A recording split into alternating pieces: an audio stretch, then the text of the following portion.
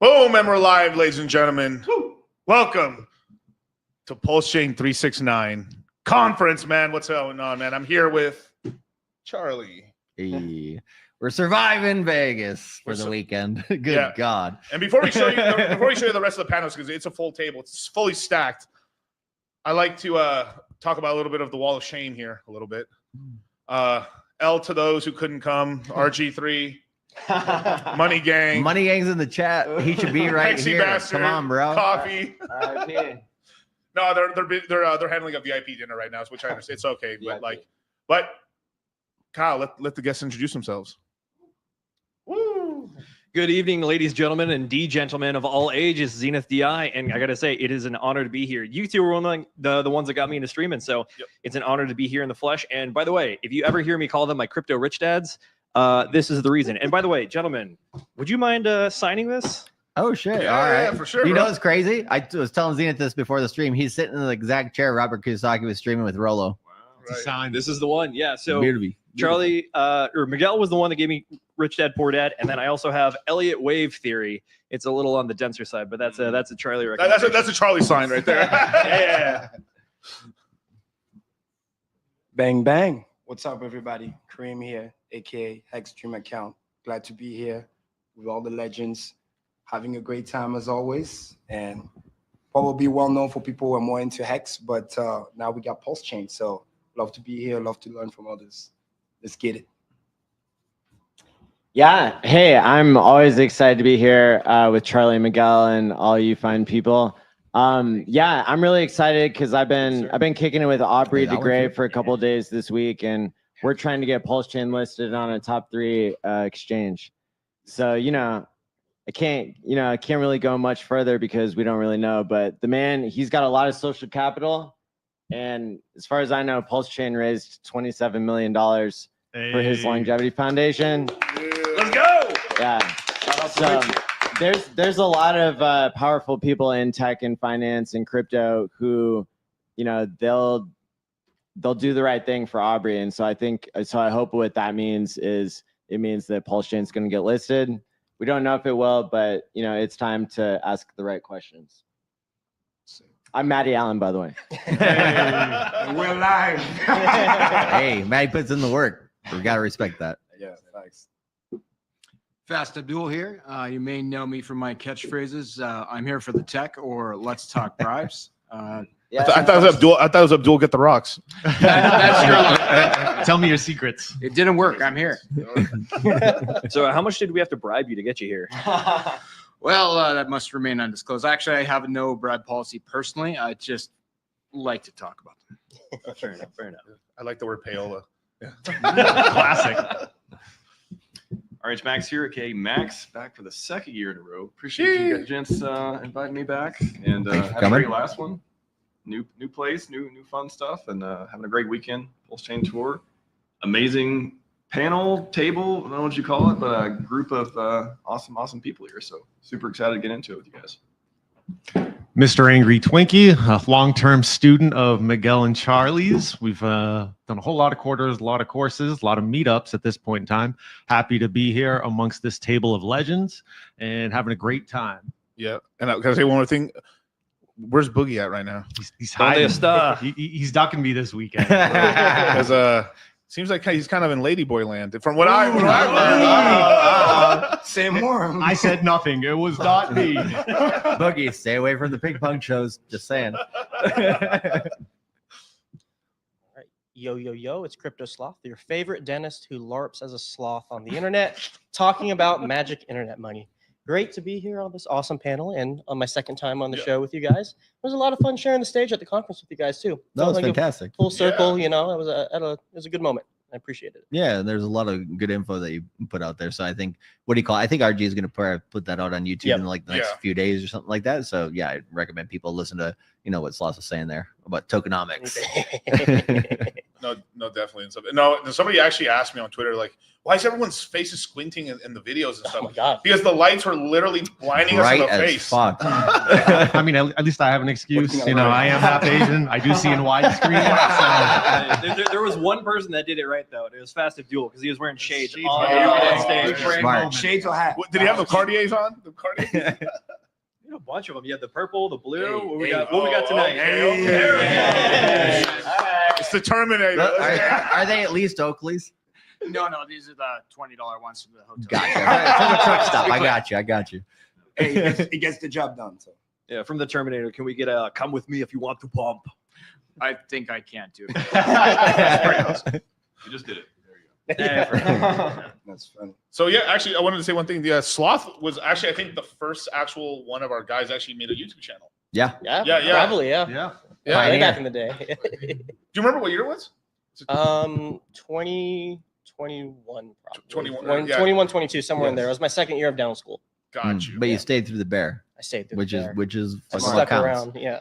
Yeah. Would you say Hex has taught you, to think and stake for the long term because you made it to dental school now? Absolutely. I've learned delayed gratification through dental school. Just Yeah. had to practice it with my finances too.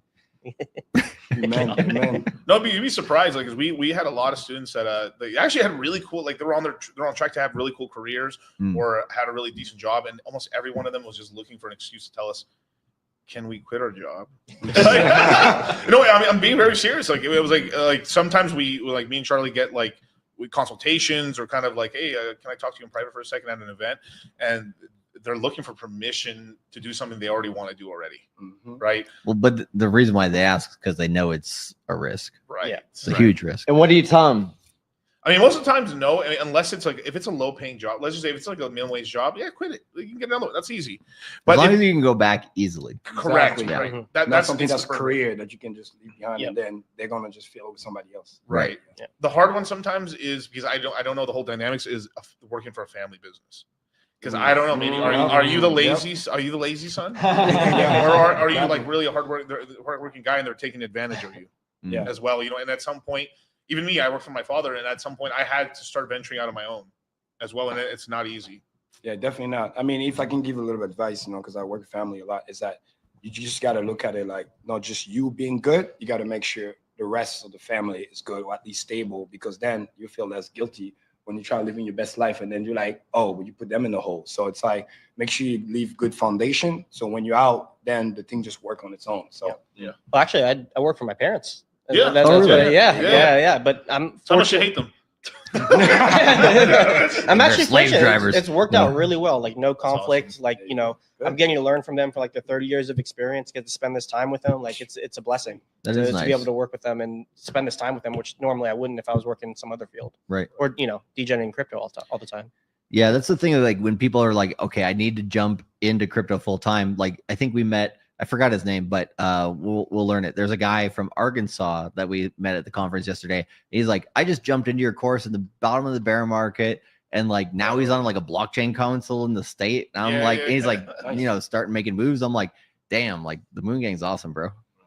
But like, hey, if you keep your job and you keep that income flowing, like that's, I mean, just keep dollar cost averaging. Like wait one whole cycle before you do that shit, you know? And you guys have been saying that for years because there's definitely been some people who passed through the course is like, oh, I cashed out and things are looking great, and I'm going to throw that into LPs, and all of a sudden the yield dies off, and it's like now we're going back to work. And ideally, we don't want to be in that position. So I will give you guys a ton of credit that you've been very consistent with that message. Yeah, and I've had some pretty high profile guys who've made made a lot of money already this year that are asking me, hey, where can I yield farm? And I was like, sure, let me show. And then the main thing is really they want to be able to create, like, have yield in the bear market, and that's where I'm like, dude, as long as you skip the first year of the bear market, then LP, because the first year is where you have every company. You'll find out the companies in the projects and the LP pools that are going to rug. Yep. After that, you have like solid projects, but the yields are still going to be pretty low at that time. But you still can make money. But it's risk. I mean, it's risky. For me, I don't yield farm too much in the bear market. Maybe there's like a really cool, like there's like an opportunity there. But even this cycle, I didn't really find that many places to yield farm other than PulseX, really. PulseX. I mean, Pulse's Inc. Yeah. Talking about it. Sonic or Phantom. The Phantom yields were pretty low at the time too. I still was yield farming because I had legacy bags and things I was doing on there, but it wasn't that great, honestly. Like yield, I mean, I just did it just to pay attention. And it wasn't until like really this year where things got crazy with yield. Now there's kind of yield on all the chains starting to build up now. We just slashed all our yield on PulseChain. Shout out. Richard. Hey. The market decided. The market decided. Still waiting for the OA to spin up a bunch of validators, but yeah, that's like the last bastion of inflation or inflation, and yield. So how do you guys think about the rise and fall of things like liquid loans or what Fast Abdoul has come in as ink printer, where, you know, maybe at a particular point in the market where you think it's going to be up only? Did liquid loans ever rise? Right. Well, you've got, so for all of the core RH assets, now you have a protocol like that, which They're all liquidity forks, right? So liquidity forks for each RH asset on PulseChain. The difference between some versus liquid loans is there's not $55 million worth of sacrifice sell pressure. So right. Dude, so like, why are they even fucking like sponsoring the conference? Like these guys literally rugged the entire community, took all their money and left. Like they need to be called the fuck out. Like, bro, these guys are not good for the community long term unless they do put liquidity back in there. Because like I'm like, are these guys even like trying to like help people? No. Bro, I've been saying that since day one. Bro, I mean, they allegedly rugged like 50 fucking million plus dollars. And then during the bear market, they thought they were cute and they tried to trade like Richard. And then they lost another couple more millions of dollars from their SAC fund. And they were also wrecking a lot of people too. People were playing DeFi leverage. So that's wrecked too. That's the sentiment of like liquid loans having raised 50 million for PulseChain. The question is about like actual liquidity forks, because there's a mechanism there that is kind of interesting when we talk about yield. For sure. But they just copy pasted and took everybody's money. There's so much knowledge here of crypto in this panel. That's why I'm asking, like, what do you guys really think of liquidity forks? Because I mean, there needs to be a better one. Isn't a good example. Yes. It's the idea of like taking, you know, like what 50% leverage or something versus, you know, multiple X's of leverage on something. Well, so liquidity works. I've talked about it since 21. It's one of the few chains that I actually called out on chain, and I said this in 21 that I think this is really cool. We can fork it. It was eventually forked. I was like, all right, so that's good. The guy who created Ethereum Foundation 2.0. Yeah, like recently. So the guy's very talented. Smart man. The thing that messed his project up is that he was ETH DeFi, and ETH DeFi became unprofitable because the fees were so high that everyone just started basically not being able to operate it. Only whales could even use Aave, really. Like I showed this on the webinars before. I tried to take a small position out on Aave to take a loan to show people what loaning is. I paid $600 in gas fees to do it. And I was just in it for literally showed you guys. I was in it for like an hour, then left an hour later. What was Gwei? It was ridiculous. I mean, I can't remember. Was Gwei like 1 or was Gwei like 50 at the time? No, it was higher. It was 100, 114, 160. Easy, yeah. This is during. I mean, this is like you were lucky if it was 100. You know, when everyone was happy and making I remember money. we were consistently over 100 plus. You know what I mean? The thing that I find really messed up is like this is one of the only projects. Think about it. They're the one. They also robbed Godwell because Godwell put millions in that. So it's like it's so messed up, and that's why I agree with Charlie. This is something that needs to be said because again, obviously, I warn people against it from the get-go because again, you're already playing with crazy leverage when you're on DeFi. Right. You don't want to add any extra. Look, the only protection they have right now, which is a lot of SAC projects in PulseChain as well, is, and this is the truth, is almost all of them didn't allocate the money, or they used a little bit to start the projects off. Almost all of them. The money's still basically there outside of, I can only take 2 other projects where it just rob the liquidity. But they were the smaller ones with smaller amounts of money. But all the bigger ones, most of the money is there. It hasn't been touched. So the only kind of justification I could possibly have is that they got a knock from a lawyer. That's fine. Which might I understand that. But you know, if it's true, if it's true, and this is why I think a lot of influencers also have not been saying anything either. Like I haven't said anything either because like there's so much unclarity right now that maybe that's really the reason. That's the only fucking excuse. And if that's not the excuse, then what the fuck? Well, and they have to bring it back at some point. Like as long as they put in liquidity, I'm like, okay, great. But if they don't, then maybe my question is more like broadly, like, is DeFi dead? No. Okay, not even well, close. Season's Hell coming. no. But no, So but if you got no demand, I obviously I know like there's protocols and stuff like that do use like their USDL and stuff like that. They are using them. Obviously, I think some on fast Abdouls and stuff and everything. It's like two flux and stuff. But the thing is, most people are using bridged in USDC or DAI or Tether for the most part. Yep. And we do need. I mean, honestly, this is why like if they were doing such a good job, and I mean, I'm not trying to chastise them too much, but like but it's the truth. Like I don't like even now. I don't know who even runs the project. Well, like if they disappeared and didn't try to like stay in like the ecosystem, like that's like okay, like whatever. But they're literally still like tweeting shit out, talking like nothing happened, and I'm like, that's a thief. So will there ever be a day where the price increase that we see happening on something like Inc, where it will make sense to go 50% long? Is it ever going to make sense to go 50%? Will it ever go up and stay up? There's like the leverage, Because like none of the DeFi works if the price doesn't go up and stay up, right? Right. Like in a sense. Like, So- I mean, look, like I will say this: why is PDI such a narrative now? If it's so successful, why is PDI such a narrative? Why? Because if I buy PDI, it might go to $1 and I make a lot of money, and that's what I want.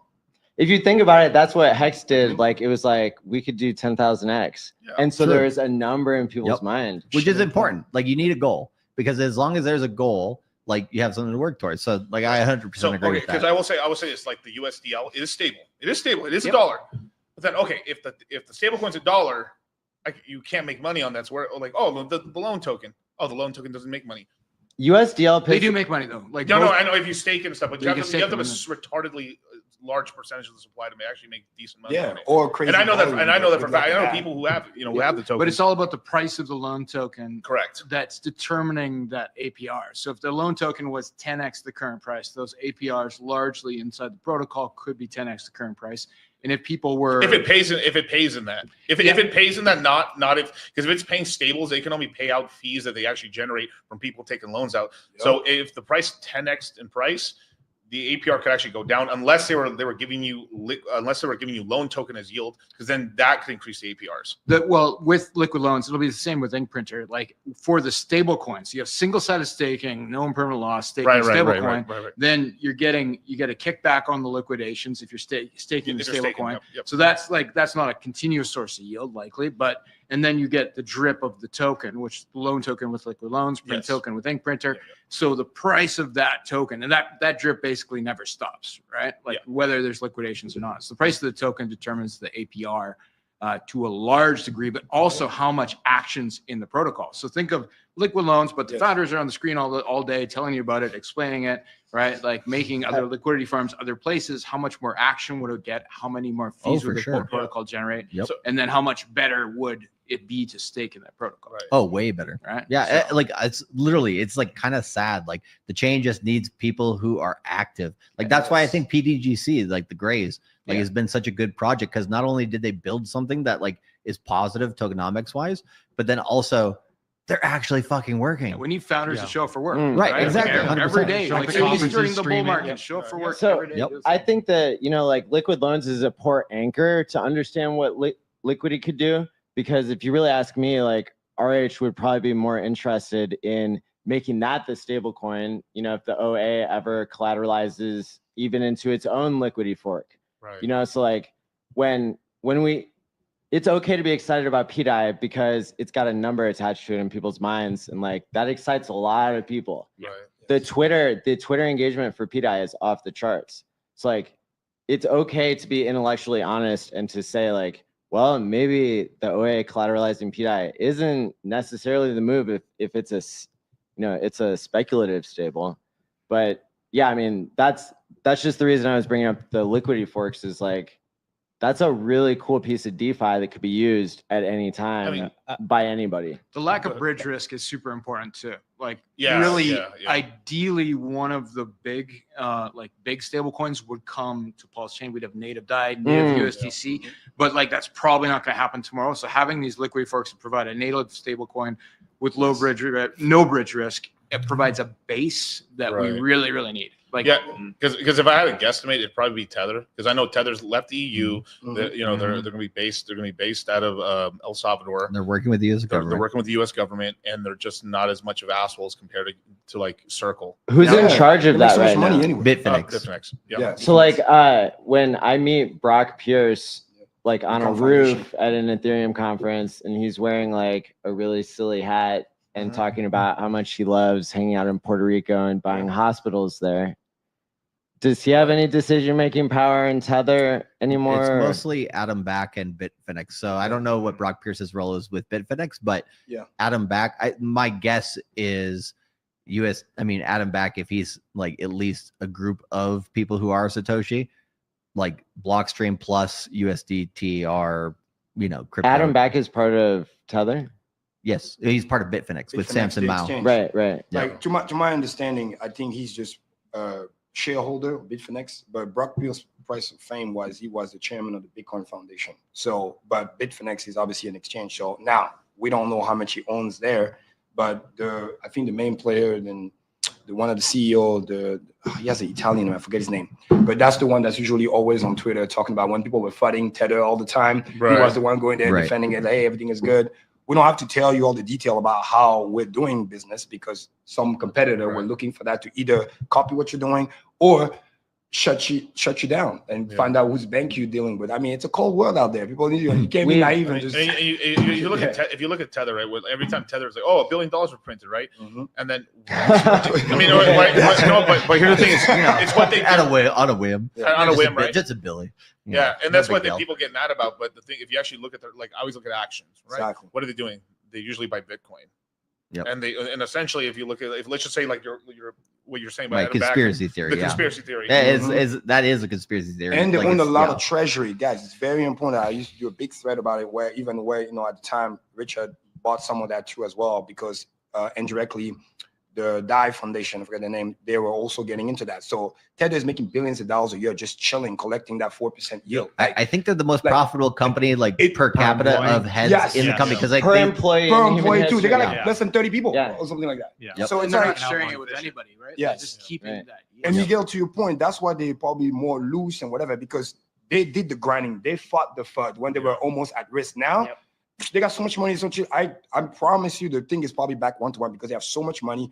They own so much of the treasury. They're in good business now with the government because you own the treasury. So we want you to be a bag holder. So they're not going to say nothing. Yeah, and there's even my conspiracy theory is really all these stable from Tether and Circle were both really just kind of like door knocks founded, but pretty much as a way to weaponize the dollar against other countries, essentially. Because if you actually look at it, like they made sure to while everybody's fighting over Bitcoin and Ethereum and all these other coins, I think the U.S. like three-letter agencies came in, made sure to empower and make sure to let certain things slide because they could have very easily at the beginning of USDC and Tether fucking kicked the door down and and fucked them up completely. Yeah. But why didn't they? Because they wanted because SHA 256 is made by the CIA. Because it's true. Because they did try a little bit. That's why Tether was getting some of this FUD. Because I think they were trying to shut down Tether, get the USDC because it's kind of CBD light. Because they can say, "Hey, we cool," but then just like the bank, and then one day they don't like you no more, and they'll freeze your thing. Private corporation. That's where Rich was further. I was like, "Nah, I'm gonna die." Because nothing's gonna happen whatsoever. Nobody's gonna send a subpoena and be like, "Hey." But then Coinbase and then Kraken, Bitfinex, they all bought the supply up and then voted in USDC and Tether into it to basically have them have a. Now, in order for them to do it, they have to do something crazy. But like they can nuke it if they want to now as well. Part of the SAC funds buying DAI was, in my opinion, maybe a little bit having to do with like DAI's changes that were happening. Of course, DAI's they're changing their name. USD Sky or whatever. I think that's why he went to ETH. Which means like, hey, PDI people, well, now you get to take over the brand. But why did Justin Sun and Richard Hart buy the top of ETH? Was it because like ETH was looking so good going into the ETF run, and Vitalik hadn't made his plan to shit all over it yet? Or a combination. Or was it because there was changes happening with DAI governance at the time? Personally, I'll take the opposite. I'll take probably the opposite on that. I actually think they dumped. They were scared of being USDC, so they just dumped into Ethereum. Because, Right. Because if you actually look at the chain, I mean, this is what from what I saw is that as soon as they announced they're going to become an L1, which I had heard rumors for a long time. I was talking about this in the bear market, but as soon as they actually confirmed they're doing it, Vitalik dumped all his maker tokens on them. Yep. And, no, he did. He dumped all. He said, Bro, Ethereum went up 20% that week. That was like Richard. Then all the people just buy market buy. Don't do a limit order. So Like that, it was politics. so fast. Somebody knew something. No, it's not news. So everyone hears like, oh, like Vitalik dumped his tokens. He's like, fuck you guys. Yeah. I'm not supporting you guys. You're basically kicked out of here. And then everyone started selling DAI into Ethereum. So there was a culture change, basically. Yeah. Well, it's just because the problem is because they're not going to attach to the main liquidity of that system. They're going to become their own L1. I think if they did an L2, they probably wouldn't have gotten as much trouble, and maybe Vitalik would have supported them a little bit. But like, they decided to make an L1. And it was another way for them to make more money, have more control, and they just everyone. I think basically the way Richard looked at it. Yeah. Obviously, I'm talking for myself for Richard, but it's not Richard's own opinion. But if I look from the outside, strategically, it's like shit. This is too much risk. I can't risk the funds. Let me dump it into Ethereum. I know it's gonna be volatile, but I can't hold any major stablecoin because they get freeze funds. Right. Yeah. Right. It's like going to a shareholder meeting. You're no longer the company I thought you were. So Warren Buffett. So I divest. It's just simple because the story changed. You were supposed to be this kind of algorithmic stablecoin. Can be a stock. Can be whatever. Now you're about to do something that can potentially change that. Why take the risk?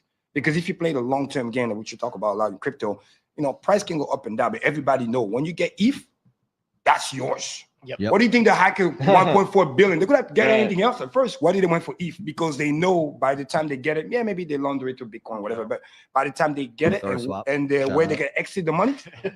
Largest theft in human history, already laundered, what, 3 weeks later or something? Kareem, this is what I was saying on the panel with you guys. Like, even though ETH has kind of gotten a really bad rep for like lack of utility, old tech, ETH Foundation dumping, the amount of liquidity that they have being like the second market cap, like that is just value in of itself. So you can move money around and it's like, it's hard money or it's like it's liquid money that you can do things with actively. It's still the biggest liquidity in DeFi, period. Yeah. And people shit on Ethereum too much. Like without Ethereum, we wouldn't have shit. Yeah. Like, people are just angry at price appreciation. That's 100%. Yeah, but like I said this on stage, on the 369 tour and stuff, right?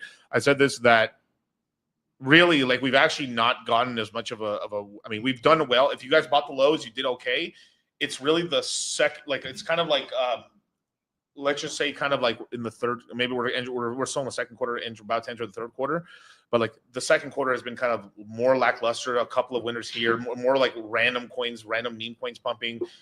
Solana, which is the one that should have done the best, right? It went from $7 to $300. That's incredible. But for how much how much of the mind share they had in meme coins, that token should have gone up to like $800 by now, $600. And the 1.618 was just at 410 or something. Like that one should at least hit new all-time highs, right? But the interesting thing is you have all the major institutions, they keep buying Ethereum.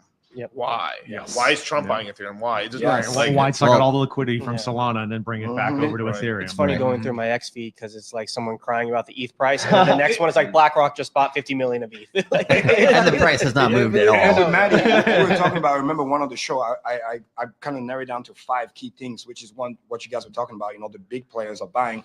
Number 2, we always learn if you're OG enough, learn how to be contrarian.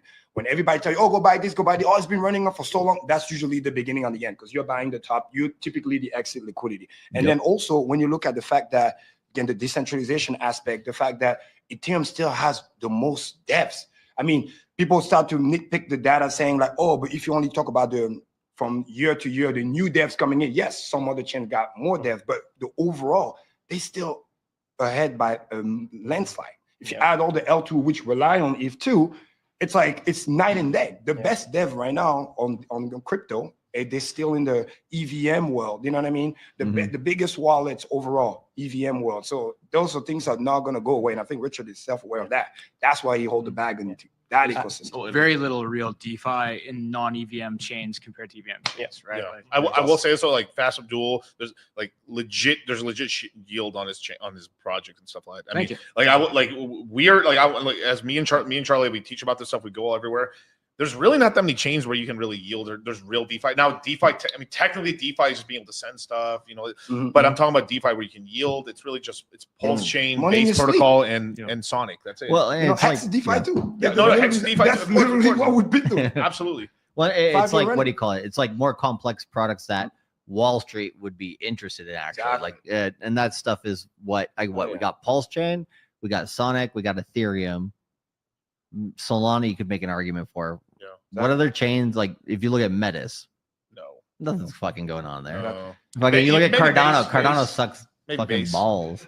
Yeah, Right? no, PulseChain's only been out 3 years and it's kicked Cardano's ass over. the like, volume, what? somebody talks about it all the time. It's a joke. The volume, us compare them, it's like, bro, they manipulate the market cap. Let's just But call it what it Haskell. is. But Haskell. and then Charles, you know, he's really good at playing those little marketing play. Oh, I just met Elon. Hey, I'm at SpaceX. Hey, I'm at the White House. Yeah, but like Abdoul was saying, like, where's the activity? Like, where's the Yeah, I mean, like action. the thing is Like- not doing nothing. Like, why did the market dump? Why did the market dump when basically, I mean, Trump gave everyone what they wanted. Hey, we're gonna have a Bitcoin strategic reserve, except we're not gonna buy any more coins. Right. Which also means we're not buying Confiscated. Ethereum. We're not buying Cardano. We're not. Yeah, none of that. We're not All that buying was hype. XRP, and that's why the market was having a bitch fit. Basically, he's like, "What you guys were supposed to say? We're gonna print 1% of the supply forever, of the U.S. dollar, and buy Right. coins." Yes. That's what you're supposed to say. Well, and then every like Rachel Maddow in the world would be like, "Ree," Yeah, absolutely. No, that's a great good point because you know some of the well friends that I had to be asking, oh, Kareem, what about this? What I said, bro, remember what I said. It's not about what they say. Watch what they do. At Yep. the end of the day, whether you like it or not, there's only 2 ETF approved right now: Bitcoin, if. Those are the 2 you want to focus on. The other side, you hear his story until the thing gets approved. Yeah. Don't go put the big bag and then you get rinsed and then you're like, what the hell just happened? Now, if you make your little quick play, you make your 100K, whatever, you were just on an exchange, you caught the pump, Right. sheet went up 60%, sale. Good for you. I'm very happy. But the whole, I'm going to hold the bag and be here long term now because you can return the whole move and some, and you'll be like, what happened? But why are you fighting my Doge bag?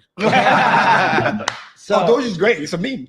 You already know what to expect. I mean, I think I can explain like what the biggest difference is between Ethereum and PulseChain that actually matters to our bags. Yes. And that the biggest difference is the fact that I don't know that Vitalik wants the price of Ethereum to go up because he wants the network to be usable. He doesn't want to repeat the 2021 crisis where you couldn't use the chain. He wants 5-cent transactions, and you know, I don't know that you can get quite that with basically with having Gwei at 1 like it's been recently. But I can tell you that the whole reason Vitalik got into Bitcoin in the first place is that he got his digital gold. Okay, so he had video game trauma when he was 16. I don't know if you guys know this. Oh, yes. Okay. He couldn't But build the a channel. reason that Vitalik got into crypto in the first place is that some centralized middleman deleted his digital gold on a video game called RuneScape. My bad. And so Buying GF2. that's one reason why I It's the wrong can't. people. That's a reason why I can imagine Vitalik never dumping the price in 2021 or today in order to make it so that your store of value is broken because he doesn't want to delete your digital gold. Right. You know, but at the same time, I know a founder who does believe in pumponomics.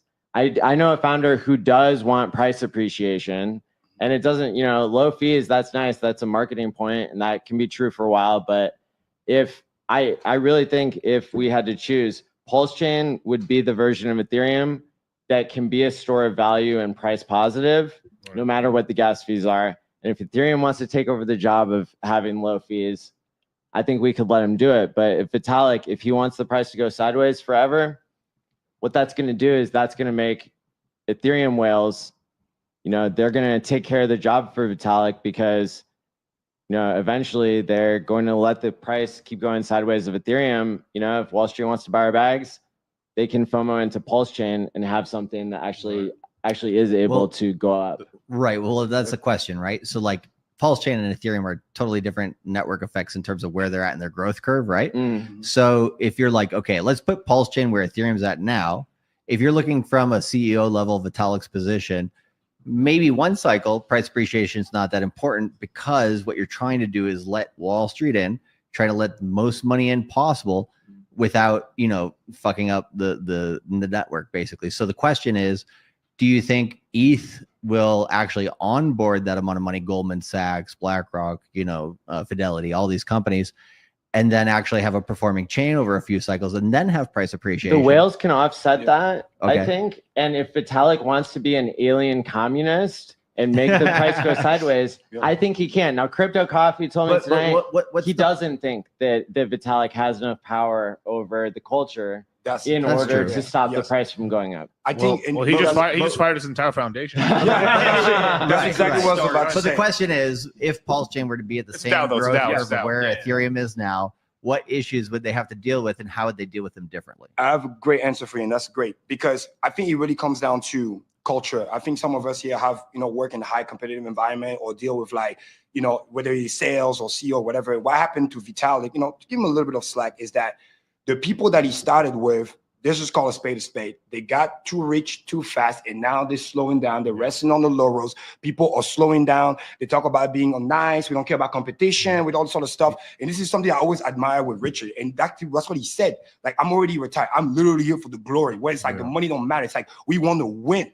And that's why our community are winners, and we attract winners. People that come to PulseChain, they're winner. They want to build, they want to grind, because the leadership from the top is there. The mindset is clear. We're here, hostile takeover, baby. We're coming in. We want to come nicely, but if you don't want to open door, exchange, whatever, we'll find our own door. And you need that. But Vitalik, unfortunately, the people around him, they didn't have that. And thank God, the firing, I think, is a good start, because Wall Street people, at the end of the day, because I track the ETF all the time, they don't really care. They want to see people that have the same mindset of winning, because if you act like that, excuse my French, like a bitch a little bit, why are we going to bring the money? What's going to happen to our investment, right? What happened to ETF in general? Bitcoin, Ethereum, same. The higher the price goes, the more winning, the more they want to put in, right? The more it start getting shady, bad thing, price dump. What do? They get rid of it. They buy even less of it. And this is what he needs to understand. You got to have winners. Everybody saw the video of Goldman Sachs CEO, the leaked video when he was talking shit to the it's epic. You got to Google it. It's a leaked video. He was on his conference meeting, and he told people, "Yo, get back to work. This is we're gonna fix this. Gotta get shit done." Really quick, sorry to interject. I gotta catch my flight. No, stay with us. Rugged. I know, party pooper, but thanks for having me on, guys. Yeah, no worries. Thanks for coming. Yeah. Have a good one. Go follow Crypto Sloth. His series on liquidity providing is phenomenal. I still see it recommended in the chats to this day. Yep. Go to my channel, it'll take you from 0 to 80, and you got to get yourself the other 20. You got to do it. I can't teach you everything, but I can get you something. Beautiful. All right. Have Thanks, a good guys. one. Nice to see you. See you guys. So you have one founder who literally says in writing, literal words, that he's against winning, and then you have a founder that's for winning, and they're a copy of each other. Could we see much greater price appreciation in PulseChain versus ETH? And why hasn't that happened yet? So I could tell because Ethereum controls retail market in terms of their sentiment for wanting to get in. Right, but it's even, there's even a greater thing. This is a big discussion that needs to happen with founders. So very few people, I mean, it's a lot of people if you look at it, but it's a very small amount of people have ever been in the position where they're the head of a corporation that's on the stock market, right? And I think we've all playing these little tippy toe games because nobody wants to get in trouble. But if you launch a meme coin, you're essentially the CEO, founder of a corporation that has a stock ticker. If you launch an L1 meme coin, utility project, project and stuff, and unless it doesn't have a token, you are basically the CEO and the public face of your corporation, and nobody wants to. And that's the whole part of me, Charlie said, you don't escape work, right? and those are the same because you build your own prison and you want to live in it. If you make a nice one, if you're going to do it, right? Cage. Yeah, the exactly. things you own end up owning you. Yeah, and I don't think these celebrities realize what damage they're doing actually to their brand, because it isn't just like, oh, I launched a shitty album, that's it, or like a T-shirt no one bought. Oh, who cares? Exactly. But them selling their likeness or them launching a coin is going to hurt them so long term, because essentially they're like, I'm a really bad CEO. I'm a really bad operator. And that whole thing you were talking about, they want people to perform, right? Like, I can tell you why, we've done okay. We've done okay in PulseChain, really. And if you actually look at our coins versus Ethereum, where we've beaten Ethereum, but anyone could beat Ethereum. Let's be honest. Anybody. I mean, Cardano beat Ethereum, bro. That's all you got to know. So bad. It got so bad. People resting on their laurels. People don't understand that. I say this all the time. Fast money comes with slow problems. Slow problems stays forever. And sometimes by the time you realize that, it's too late. and you can use that from business, shorties, OnlyFans, whatever. It's like it's always later than you realize, oh shit, I should have done it this way. Because if you want to build to last, you gotta have that culture of excellence. You gotta push the extra mile, not just be like, hey, we made it already. Like, no, you always gotta look at it like stay broke, not poor. Like, it's just like understand the mindset and keep grinding, keep pushing. And you want to be around the same people. There's another study that says when you're around high performing individuals, you want to compete, you want to do better. When you're around negative people or lazy people, you want to do even less. It's the same thing. So we're at a PulseChain conference. Why hasn't the price of PulseChain gone up yet? Because Richard's not on YouTube. That's true. That's a good point. That's bro. In absolute terms, he goes live. That shit's gonna break the internet, bro. Because he doesn't go. Because every other person that's been put in position to like do something, they've just essentially fucking dropped the ball. Basically, like what? I mean, they're launching tokens, the sacks. They're like fucking just failing L's after L's after L's. No work ethic. Yeah, I'm being serious now. Sure, they launched the project and then they fuck off and you don't see them again, or they're anonymous. I mean, fuck, I can keep going. I mean, literally, I'm not even wrong about it. How many anonymous founders have we got rugged by recently? all of them and shit. Like, yeah, 99.9%. Now this is a big thing. Why is B-Root so successful as an example with his coins? Because he promotes them every day. Because he shows up. He believes, and it doesn't change his story. It isn't teddy bear today, fucking clown show tomorrow. It's if you go back, teddy bear today, like a week ago, teddy bear, a month ago, teddy bear, a year ago, teddy bear. But Focus Center has all the Pokemon, bro. Right. Like even like guys who have pretty semi-successful like actual like projects right now on PulseChain. Yeah. They're not. I don't see them on YouTube. You almost have to like. I almost have like me and Charlie almost sometimes have to like, hey, you mind if we do a stream? We have to go to them. Like at some point, like I just like I'm not gonna knock on your fucking. I'm not gonna knock on your channel to get you on here, bro. Like if you have an I don't want to say the names because I literally could call out like fucking 80% of founders on PulseChain right now. Now. They don't contact us. Yeah. Seriously, and like they don't contact Maddie. I mean, I don't know. I mean, like very rarely. It's like pulling fucking hair because they're all trying to stay anonymous. Why? Because if your project fucking fails, people might come after you. Well, pussy, you launch a project. They would rather steal money than actually work. And Miguel, you hit it on the head. What they don't understand is you have to have what's called founder mindset. Like, don't think you have arrived. Look at it like expect to fail. Failure is not something bad. You fail on the way to success.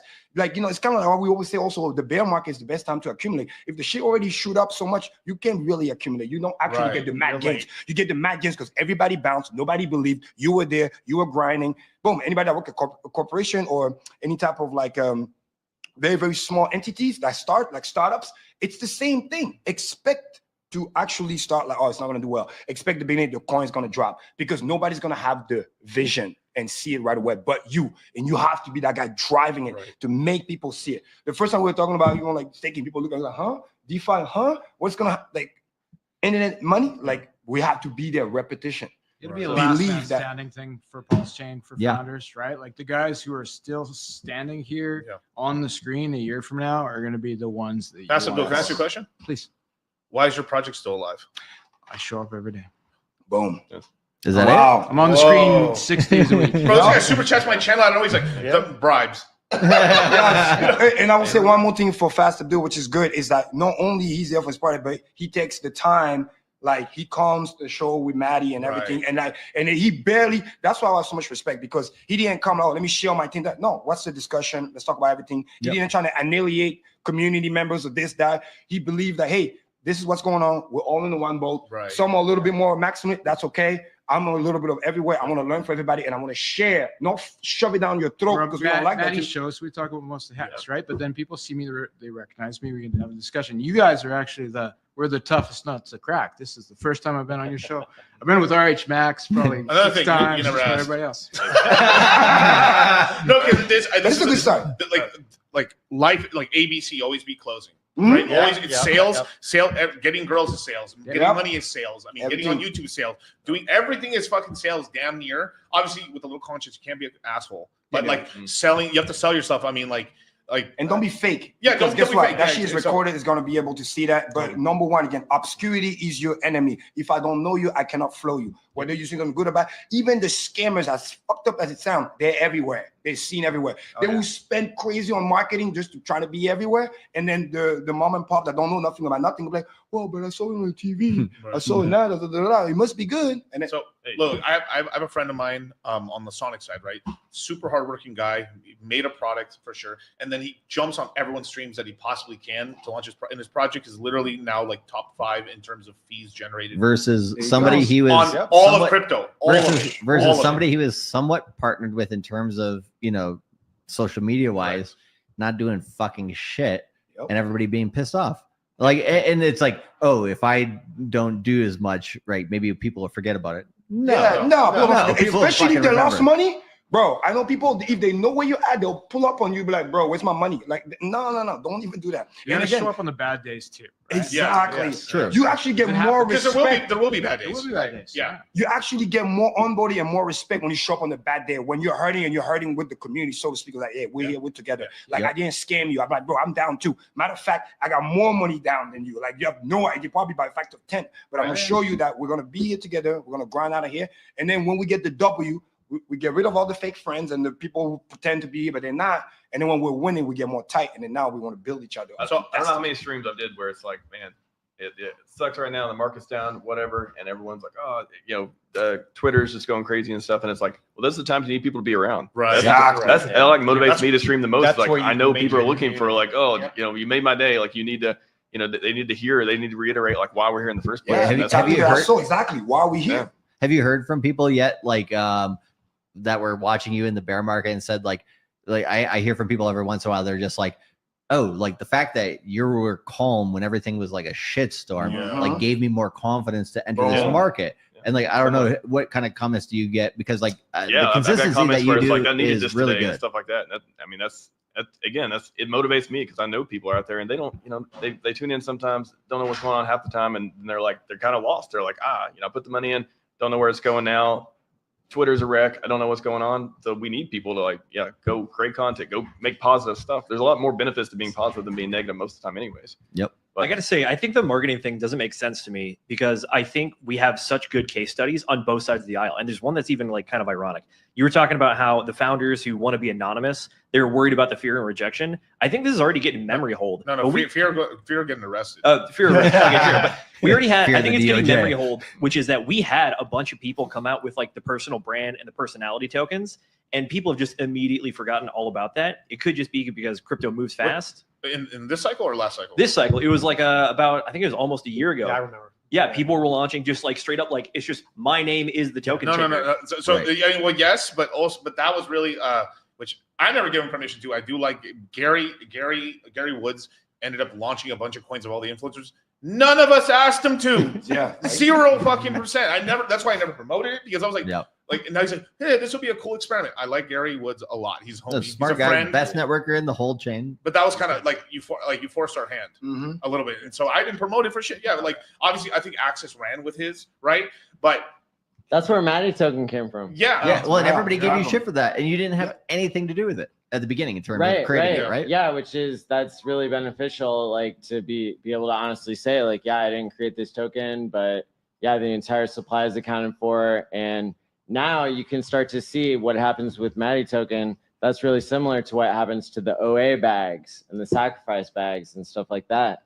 And so when we think about the game theory, right, like Kareem, Fast Abdoul, and we've been streaming every week for about 220 weeks all in all about game theory. And so, yeah, like we are very interested in predicting and understanding what are the moves that the origin address has in Hex, PulseChain, PulseX. Yeah, the And other like- half of the point I was trying to Yeah. make is what we were talking about a few days ago, which is like there's all the celebrities, and it's kind of like the rug pull stuff, which is, Yeah. hey, we're gonna make a tweet and then you just pretend you got hacked, and if the token Right, goes right. poorly, it's stuff like Mm. that. But the other half of the point is that like even for you guys, when you guys launch a course, what do you do? What do you mean? Like you do a world press Oh tour. yeah, exactly. It goes back to like if you want stuff to do well, you got to market it. Even if Correct. it's just like the course, if it's a token, it's like that stuff is so clear, it doesn't make sense why people don't do it. It's fear, laziness. I mean, part of it too. Like, I mean, like, usually like if the projects that usually got most of the money, right, were because they had a face to it, right? Mm-hmm. And I can name, I'm not going to keep naming these projects, but like there's projects out here that did have people as the face of it, and then they left the company and then got replaced with somebody else, and then they left the company. So, and then now no one knows who the face of these companies are really. They kind of know, but not really. So yeah, if you launch a token and it's your face, it's going to do better than a token of an anonymous guy. And I've said this forever with guys. Like I've had guys tell me like, hey, I want to start a YouTube channel. I told them, my brother in Christ, it's going to be difficult to start a channel if you don't show your face. I know guys in Hex, and Maddie knows people in Hex too. There's guys like. All right, fuck, I don't want to talk shit because I like something, but like you it's love like talking shit. No, but it's like they're like they're actually like friends and they're really cool. Right. But like the reason they haven't blown up as much is because they don't show their fucking face because no one trusts. Because in crypto, right, if you don't show your like, it's gotten to the point now. There's so much rugs. If you don't show your face, no one really trusts you. And then you have to talk, or you have to then start saying ridiculous shit and tweeting out like a maniac versus. Doink. Now, sometimes I understand if you have a job. I got friends of mine also that don't show their face as well. That because they're working and they got jobs. That's understandable. And but like, you know, but you can build a brand, but you can get through it through hard work. Yes. But I think people that like as they get into it start noticing, oh, it's a Mount Olympus level of work to get around to be shadowy. It's a really American thing, I find, where a lot of Americans, we tend to favor intensity over consistency. Exactly. And so like I'd rather go all in on the one thing and then like if it doesn't pan out, okay, I tried, versus showing up the days where you don't feel like showing up, the days you're down, the days the market sucks. And I got to give a ton of credit to the tour and everyone who showed up. You know, look, there's a number of us here in studio right now. Look how many founders, creators, and the like showed up to the tour from all over the country, all over the world this weekend. You could do meet and greets and get to know them face to face, and except for Money Game Crypto. I'm just joking. I wasn't gonna show my face, but then I saw Hexologist, RG3, and Dollar Cost Crypto, and that was the norm. And so yeah, I just went into the culture of how it was, and I'm really grateful to the people who built the culture that we're building on now. Me, I just saw Richard Hart, so I already knew. And then once again, repetition is the mother of all skills. Like, you know, showing up is 80% of the win. And a lot of the time, it's just like, you just got to be there to show people who you are, because it helps you also fight the FUD, because you'll never be able to be like, oh, but what if he rugs? No, but he's not going to rug. But yeah, but we don't see his face. What if? And then you got these imaginary or parables that you're trying to solve where you can just be there and then be like, well, that solves it. Because you're sucking it out of them so they can't use that. A hater can't say, oh, what about this? What about that? Boom, it's right there. That's why we love blockchain. That's why we love it's trustless trust. You don't need to trust me. It's right there on the blockchain. Go check it. But being able to see somebody's face, like there's definitely a connection to the brand. And the next level is things like the PLS 369 conference here, where you actually meet in person. Like, this is the first time. Shout out to RG. Any guys. It's been a really well done conference. And Kaylin too. Kaylin got her flowers. Yep. Kaylin, I think part of the proof for the conference doing so well is that it's grown massively, even over the course of the last year. Right. If you remember, between now and last year, we only just got the Richard Hart motion to dismiss like a week and a half ago, effectively. Right. So in that time, the conference like more than doubled, because last year was one day, it was some smaller panels. This time around, it was 2 full days of panels nonstop with 4 people like minimum. So the community is absolutely growing, and the proof is in the pudding in that. It's people showing up with their faces too. So why hasn't the price gone up yet? Well, Jeter's gonna Jeet. So tell me. Legit. All right, we're extremely light. We're extremely bonded and kind of reflective of Ethereum. Yes. Ethereum hasn't before, and then this is, I really believe conspiratorially, this has been on purpose in order for them to basically the larger entities have been putting pressure on other people in order to create selling pressure on Ethereum, and also put pressure on even L2 founders. They're like, you guys are crazy. Like, this is a US led cycle this time around. You guys are fucking crazy. They're not using the 3-letter agencies on fucking founders. Are you telling me it's all Nancy? And I did an interview with Richard, and Richard said to my, well, I was on stream, but on stream to my face told me that was bullshit. That's not true. It's being proven to be true. And it absolutely has happened. The 3-letter agencies are absolutely in crypto.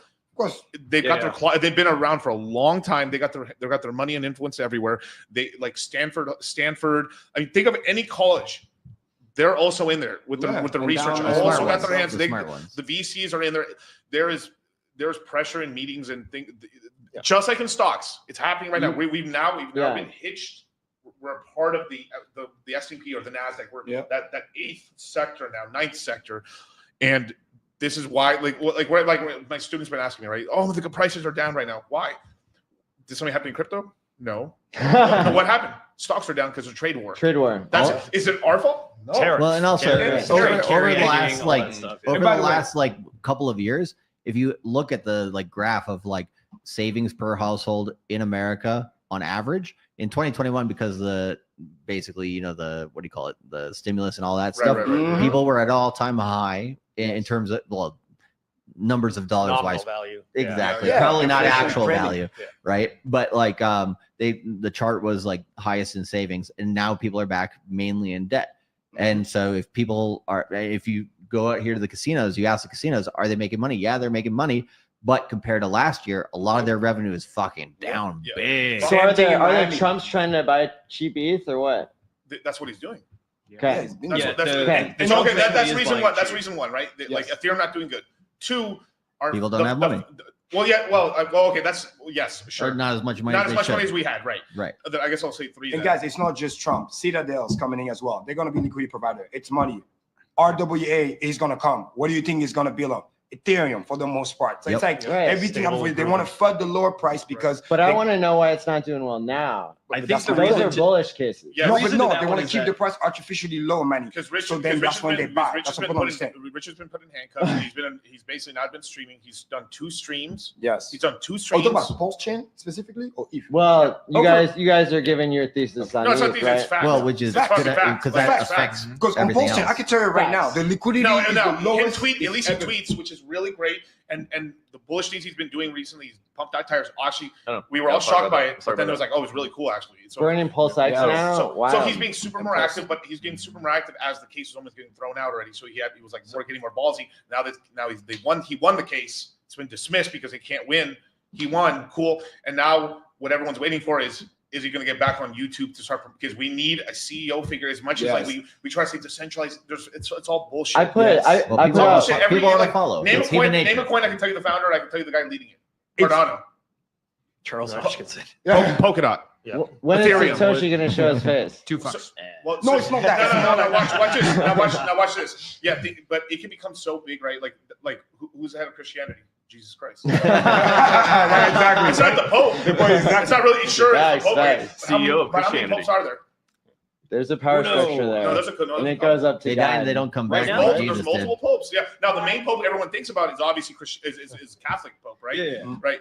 Big dog, right? But there's how many sects of religious groups are there in Christianity and Catholicism? A lot. Yeah. And even then, right? The UK made their own version just because he wanted to get divorced, so he could just keep fucking bitches. Wow. Facts. Thanks, England. Facts. Shout out England. And then Russia has theirs too as well. That's true. There's multiple popes. There's a black pope too. Yes, there is. And then Ethiopians, bro. I keep dropping. I keep dropping this fact. So you're saying we need to fork Rackham and then everything will be good. Well, no, yes, that might help. No, but all jokes aside, right? All jokes aside, okay, so that's I think the community would like that. But then that's a slippery slope, and you can't do it. Right. That was all jokes by me. People were really upset with me for tweeting that, but I didn't mean it. Guys, you got to remember, it's pure DeFi. It's something I've said to Ogama, asking me the same thing. I was like, at the end of the day, what do you think is shut off a little bit of the yield? Because with pure DeFi, you can affect the price and hit the chart. But you can only do, once you shut off the valve and the ink and the whatever, you can only do it one last time. After that, you get left behind. Everybody's worried about the price, not understanding that liquidity is the lowest that he has ever been. So why did that happen? Bullshit. Why did the yield go lower? Because liquidity. He's trying to get everything in line to incentive is like cold hard calculus to say bullish. No, and I'm saying it's bullish, but we're entering that phase. But for all right, outside of pump tires, right? Yeah. There's this huge swath about a year, nothing happened. Right. The whole year, and then we did have the Christmas stream, which I was like, yeah, that's nice. It is nice. I was like, I was really happy to see it because everyone was saying fucking Richard died and Richard's brother now took over. And so you guys are saying that it's the people selling today 10% down PulseChain that they're retarded. Yes. 100%. No, of course they are. So the last 3 things that nobody expected to happen on PulseChain the last few weeks, right? Yes. Pump tires. Yes. Who called meme factory? Maybe nobody. Nobody did. Richard, OA staking. Okay, staking. Slashing hex yield way down. Right. Ink noms turn way down. Right. 3 things nobody's seen coming. Why would it happen? are we going from season of yield to season of price appreciation? Like, The is there 08 any other bought, explanation? the 08 Everything bought points to that. 1.5 Yes. million. I have what I think a good logical explanation that I would say, because once people understand really the value of bond yield, which I love to explain into Hex, is that Richard also put it on his tweet when he was explaining where there's so much value, and those who do LP understand that you don't see in the chart. There's people that are literally making 100, and I know some of them person is, and shout out to them or whatever, but they're making hundreds of thousands of dollars a month doing nothing. And what Richard was also saying on his tweet is like, bro, like Miguel was saying, you're not active, you're just here siphoning value, because he left that yield very high for a purpose to remind everybody, don't worry about the price, you're going to be taken care of. But you're not active, you're not promoting, you're just siphoning value and then going somewhere and just dumping. Right. So F you, lock the door, because the real long-term people, they're not doing rotation stakes, they're not doing small here and there, they're already in the long term. He wants to flush out those non-believer, because by the way, all this luck, whatever, he just hit an EES and send you the money back. You know what I mean? So it's just temporarily to starve those people out, which, by the way, to answer your question, why the liquidity got pulled, because some of those scavengers that was just on PulseChain, I'm PulseChain, but you're not really here. You're here for the yield now. You know, you're not here long term. So get out. So now we keep to the core believer, keep the liquidity low, just like Hex back in the day. And because it's so low, you put a 10,000 ETH in there, you 5x the price, and everybody chased. And now you see the green candle. These prices aren't real. When you lower the liquidity 4x, the price is 4x less real. And so for me, I put a year's worth of living expenses into PulseChain last night. Whoa, there you go. Because I think everybody's retarded. Not thinking you know. Yeah, with low liquidity, price can go up harder too, but also there's nothing to take out now. Exactly. Much less to take out as far as stable. But when you want to go into bull mode, it's the best tactic. Here's why. Because let's say the hater that's here temporarily, right? First, you starve him from the yield because he's been dumping consistently for a month, hundreds of thousands. And because the liquidity was so thick, you can sell $100,000. Your slippage will be like 3%. That's how gangster at DeFi. Some coins, you put $1,000, the thing goes to zero. So just you want to starve those people out. Give them one last bag of ink to get rid of. After that, it's not going to reload. Same thing with the Hex people that was just doing the rotation. Well, the yield is down now, so you can't just dump 100, because I know people who are doing literally 500 million Hex rotation. Look, one of my favorite things to do. And I said this on. Did I say this on the? I may have not said it on the conference today, but like, no, I did actually. Now that I remember. Look who was treating like retards the last couple weeks. Exactly. That's the guys who lost all their rolling stake money. Exactly. Why is everyone starting to lose their fucking money? What? Fuck Richard. Richard. And that's why, just like those, those are the ones squealing on the internet, because they were the ones literally they were just dumping. The guys crying were the ones that were dumping the prices. There you go. That's exactly. You want to know who?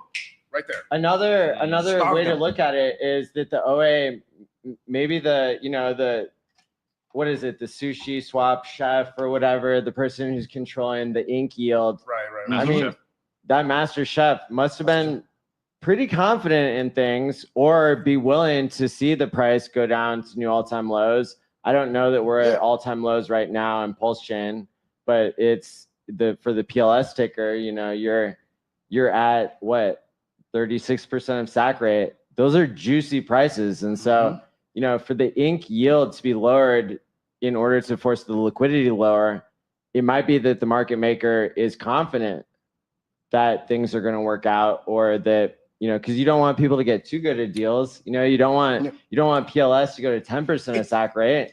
I think it's beyond the bad deal. It's just the behavior of the people. I've always got good deal. My yields, but because I'm really long term, I can literally just understand that, hey, I'm choosing not to sell until the price get to a certain degree, because that's the best market I can do. I can allow the green candle. It's like Richard was saying, we have so many dumb people that sell on the 2x, on the 3x, not understand that we're trying to do 50x, 100x. You're going to get paid. Just chill the fuck out. And those people, they don't understand, because I watched this monitor many times. It goes to the low, then the ink gets distributed, all this other stuff. Then we're trying to pump. We go 006, 07, and then the dumbass start dumping the price down. Literally, they just got the yield a month ago, 2 months ago, and they're selling hundreds of $1,000s worth. And it's just like, bro, you're already very rich, wealthy. Why are you not letting the price push? When people that's why he's saying, the fuck this. I'm going to turn off the valve, lower the ink, because the long-term believer are going to let it fly anyway, and then we can run. So let me get into something right here. Let's just say I want to believe that, like, let's say maybe Richard's getting tired and he did want to leave, right? I think like what people have to do is you have to take a page out of stock, like look at stocks and how they work and how just look at the CEO and how is a CEO, like founder CEO is a pretty powerful position because it's usually it's a lot of finessing in order to get it over to a new CEO that people like. Yep. Right. So it's only let's just say fail. We know that. Yeah. Right. So look at Richard. Right. Let's just say Richard did want to get out as an example. Right. Which he doesn't. But I'm just as an example. Right. Let's just say he wants to leave. He's like after the cycle, what we do crazy. Woo. And then he's starting to get a little tired. Maybe he's like. We got lots of glory here. I think I'm gonna go into the political space, maybe, or I don't know, right? And Richard would have to either die and become sanctified. He's like, now we have our Satoshi, and seriously, to get out, right? Or he says, hey, well, I'm over here in political land. I have put this person in charge. He's a smart guy. We are still talking and everything like that. He's going to be leading. It has to be a handoff. Does it have to be a single person, or can it be two big community? No. Well, no, like it could be a group of people. What did Satoshi do? What did Satoshi do? Yeah. No, DAOs are fake too. It's bullshit. Yeah, exactly. It's bullshit. It's like but what did Satoshi do? He died. Or he gave it to Gavin Andreessen when he went to the CIA and said, I'm going to give a presentation on Bitcoin. He said, peace. The three-letter agencies are never not worse. Right. Satoshi lowered the inflation. Okay. You said, what did Satoshi do? No, I'm saying So, expound. But honestly, I don't think Richard's going anywhere. This is a hypo type, but I'm using it as an example to show you. We have look. We're all playing games here. I know, like he's like, yeah, sacrifice. You know what I mean? DAO. Okay, cool. Foundation. Okay. Yes. You know, like, oh, this decentralized, yield token. Come on, we all like it. Now, I'm not going to say because we have to play these semantics until laws written in place. So there's protection so people don't go to why the best talent in all of cryptocurrency came from the States, then moved abroad. Mm-hmm. Why there's so many island boys? Why there's so many Dubai boys? Why is everyone moving out of the UK? Well, I know why. Yeah. But but they felt almost kicked out because it got so bad. Yeah, you couldn't do it, right? You only have a choice. You know what I mean? The market's evolving. It's being US led. We're going to see in thanks to Trump, July 20th. Trump is the reason. The working group's going to come out with, finally some doctrine, and we might actually see what's a US like the big story this year is what's a US. What's the criteria? What's the criteria to be a US crypto company? Is it just having an LLC here, being a U.S. family? I think there's going to be there's multiple criteria, right? For sure. And then also being sufficiently decentralized. Because at that point, then someone can come out and say, "Yo, this is this. I'm doing everything above board," and then boom. Now you're kind of free. I mean, you're kind of you still have to follow some laws or whatever. But that's what people are waiting for. And that's actually going to be probably the moment they actually release things. This is when the VC projects and some of the U.S. based projects and these more corporate projects are going to. This is when the real razor wire comes into crypto. Yes. The Wild West is dying at that point, and the timing is actually perfect. It's never dead, but it's going it's going to start getting very corporate. We're going to be a very stock market system and stuff because I mean, they're just look. 12th sector of the S&P is coming. Yeah, because now you're gonna first of all you're gonna have rule of the land, which is cool. The timing is actually perfect because that's why I love macro so much because the reason why.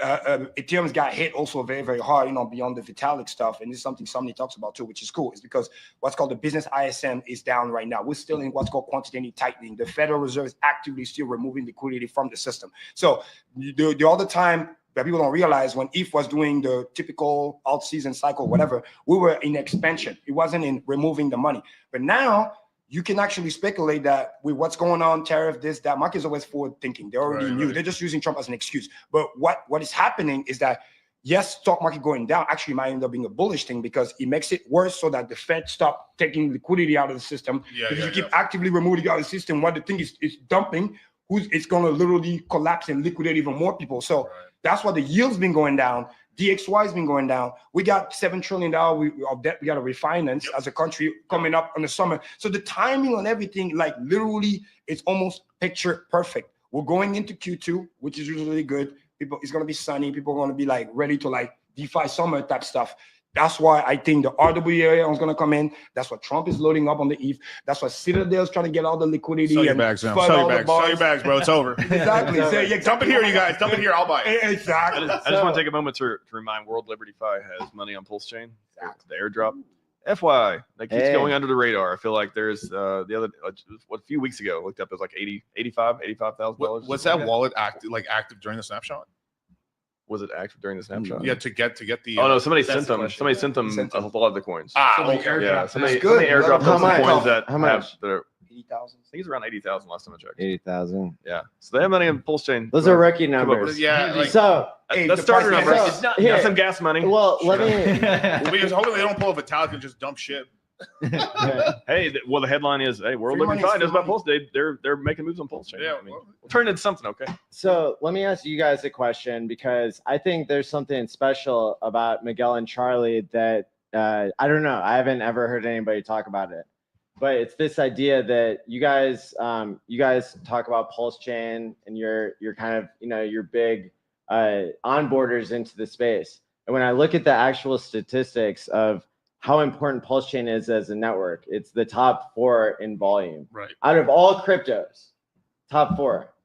And now you guys have onboarded, in my estimation, about 10% of that ecosystem of people in PulseChain. You've onboarded 10%. And so you guys, as in my estimation, you are the only Poseidons of onboarding in the top 5 cryptos in the world.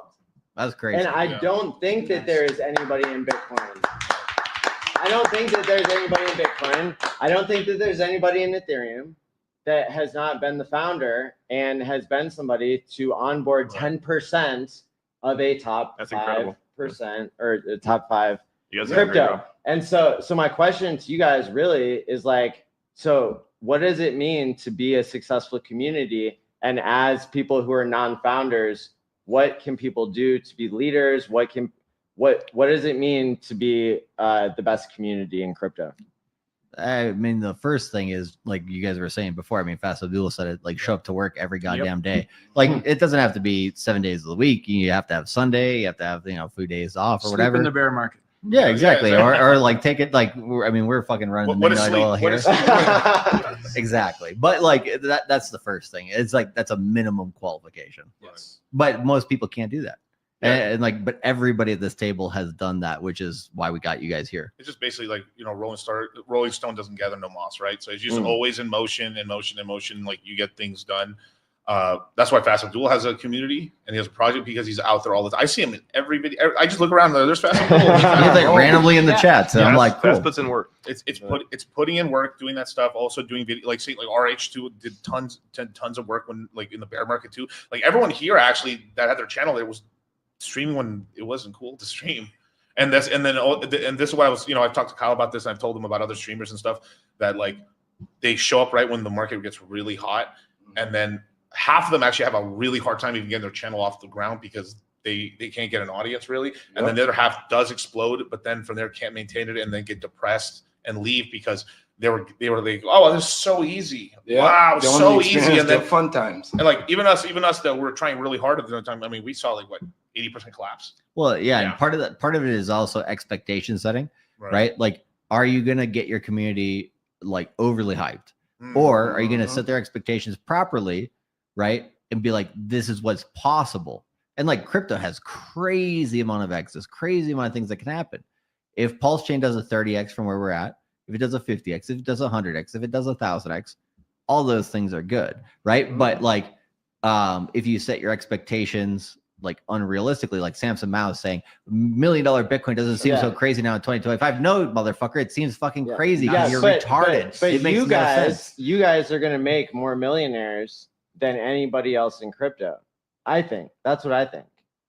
And so He keeps trending the right way. And the thing is, you've already done that. So can you speak to like what it's like to be leaders who are out there making millionaires, unlike other? Just be yourself, be honest. Like people value legit, like people who are trying to like actually do something positive, right? Like it's not that complicated. Like I'm from Minnesota.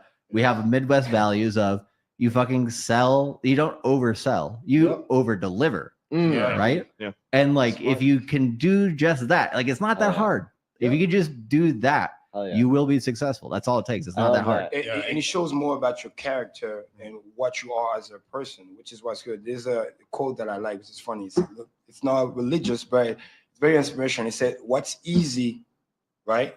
What's easy to do is also easy not to do. Therefore, it is hard. Let me say it again for the audience. What's easy to do is also by definition, right? Not easy to do. Therefore, it is hard because people take things for granted, like, waking up, brushing your teeth, things like that. And those who are consistent, those who become like, it's automatic. They're so predictable. Like, hey, where's me gonna boom? He's at work. He's this, that. Like, you will know, you will see that person every day. Now you build that trust. Now you know that bull market, bear market, it doesn't matter. People are desensitized about the price. Right. That's what we love talking about in the community as a whole. Even Paul said, long-term thinking, right? Delayed gratification. Those things that became catchphrase, but they really have that ethos. Like, we're trying to get people retired. We're trying to get people to be like, you can eat, breathe, crypto, and then just move on. Not just like, hey, let me catch a bag, make a little swap, double my money, and then bounce. Yeah. Like, no. I mean, this is what me and Charlie do. We work in we do crypto. That's what we do. There's nothing else. It's not like, oh, this is my side gig. This is what we do. Literally, I mean, I abandoned my other business. It was a successful business, by the way, just to be all in crypto because this is what I wanted to do, right? So that's also shows like I burn my ships as well. Burn the ships. That's what I do. The other side of it, right? When it comes down to why we've done so well as well is like besides consistency is also taking risk and going and doing shows and networking, and even the way we teach our guys. Like, so I looked at like Jehovah's Witnesses actually, right? They're incredible. They're incredible. They got watch. Give me some rope here. Give me some rope here. Okay. No, I love them. I have so much respect for them. Except when they don't celebrate birthdays. So my whole family thinks they're a cult. Just let me know. I'll say that. You ask my dad and mom and dad. They're like, they're right. Now, every ex of one of the Jehovah's Witnesses is an incredible goddamn salesman. Because they're used to getting doors hit on them all the time. Now, I think the message. You did door to door. Yeah, I did door to door. I learned door to door sales, but not from that, but from just my business. But every I mean, they do. But believe it or not, like a lot of the Jehovah's Witnesses I've met, and even in my old industry and stuff, did pretty well because they were salesmen. Because you're taught from an early age to go knock on doors, and you're going to get a door slammed on you. It's like, hi, do you have time to talk? That eventually builds that muscle of not being scared of rejection, which is one of the biggest things that's taught in the red pill. Because there's something called numbers game, which is you're going to get rejected. Even the biggest players, if they're not, let's just good looking or like doesn't matter, like a player, a guy, like a pickup artist guy, the best pickup artists in the world, they talk to 10 girls, they might get 1 or 2 maybe. And that is the best guys out here because you're not going to be everyone's cup of tea, period, right? And everyone's in a different sort of zone and stuff, right? Now, if you're super famous or something like that, then you can get you just get it off of like fame, right? Yeah. But even when you're famous, but in Miami, that still doesn't get you every girl. Exactly. Why are you trying to get everybody to like you? You don't like everyone. Like, if you can just get half of people to like you, you're killing it. But you're gonna have half the world hate you too. So I'm hearing hard work. And I'm hearing, like the consistency and everything. And but how do you guys explain actually the values that you have? Right. So how do you guys explain your timing then? So okay, wait. Because we're good. Well, get good. Because that's it's your timing is incredible. Well, that's the consistency. Exactly. It looks like timing, but they were grinding in a bear market. Nobody was watching. No, it's not. It's not because you guys have chosen to not do a quarterly course. If you were trying to max extract, like everybody else who's running a business, now I get the values part, but is it so obvious in crypto when my question is, well, like part of what defines a bottom is that the average person does not believe right now. Correct. You're making the bottom because there's fewer buyers. But how is it possible that you guys are always onboarding people at the bottom? I mean, 68 cycles are fucking good. I was gonna say, Try to Bob Lucas. Lucas cycles for the win. It's a fusion of all our powers, right? Yeah, it is a fusion. Looking at charts, on-chain analytics, research, but also looking at what's happening on Twitter, how people are reacting. Like, oh, they're starting to really cry. Oh, we're getting close. It's stuff. But sometimes they're crying and the price isn't doing anything. Exactly. Okay, so but it's a mixture of all of it together. And the thing is, I don't think I could do it by myself. Neither could Charlie. That's why we look. So this is something Richard said. Like Richard really said, like, don't start a company with anybody. Just do it yourself, right? Now, the people that can, right? Like, look at Migos, right? Individually, I think maybe one of them could have got maybe a little famous, but all together as a super group, incredible. The They're way Beatles, more powerful. way more powerful as a group, Yep. but it's also very difficult to control egos. Well, and Yes, also people exactly. quit. It's like I forget what we were talking about last night. We were mentioning this. We're like, oh, there's a group of people that own these casinos versus groups of people that can kind of influence the casinos. The people who influence could get more power and could do different things, but because they're fractionable, right? they're a bigger group versus the mains. Like they're not going to do that, and so like it's like being lean, but not by yourself. Right. Because if you're by yourself, yeah, you have your own superpowers, but you can't like have the full picture of everything. Like you need a team. There's a proverb that said, by yourself, you can go far, but with a team, you can last. That's 100%. important. And back to what Miguel says, it's very important. Once again, the control of the ego. I've seen companies, I've seen families just be destroyed just for ego. And this is going back to the door-to-door thing. It's like you learn how to handle rejection and not take things personally.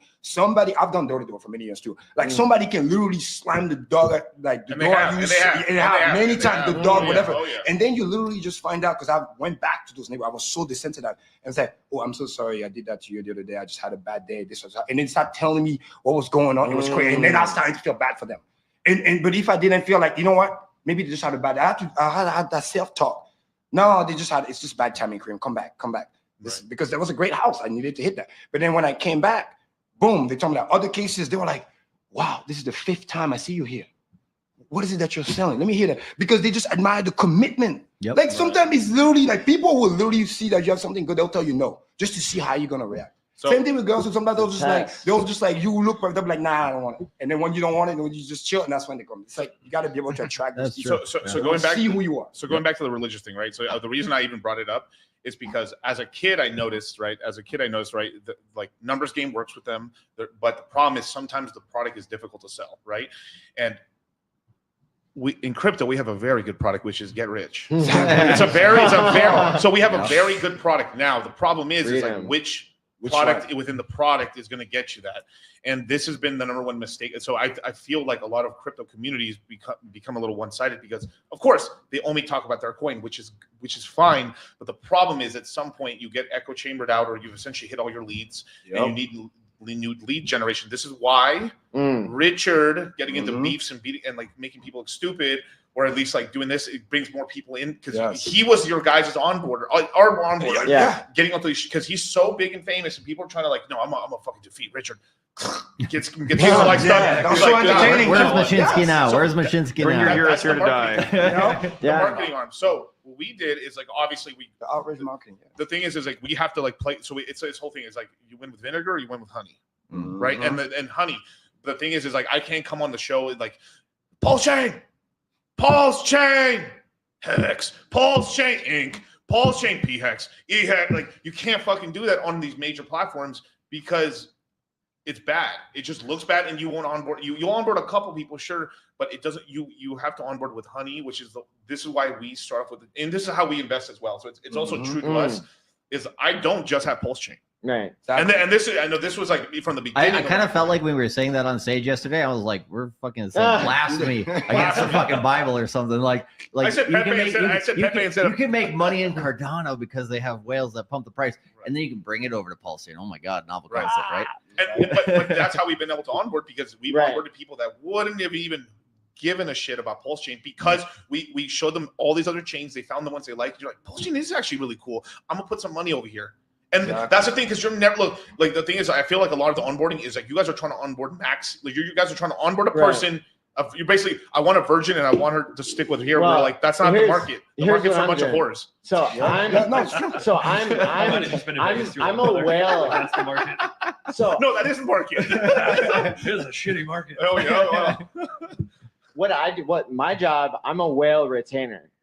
I keep the whales entertained with deeper game theory every week and Kareem. And so what you guys are doing, I'm so grateful for your superpowers because you're out here. And so can you tell us like how to think about this idea of we need cultural priests such as myself who are maximalists, and we really need people who are able to onboard as you can. So can you speak to that?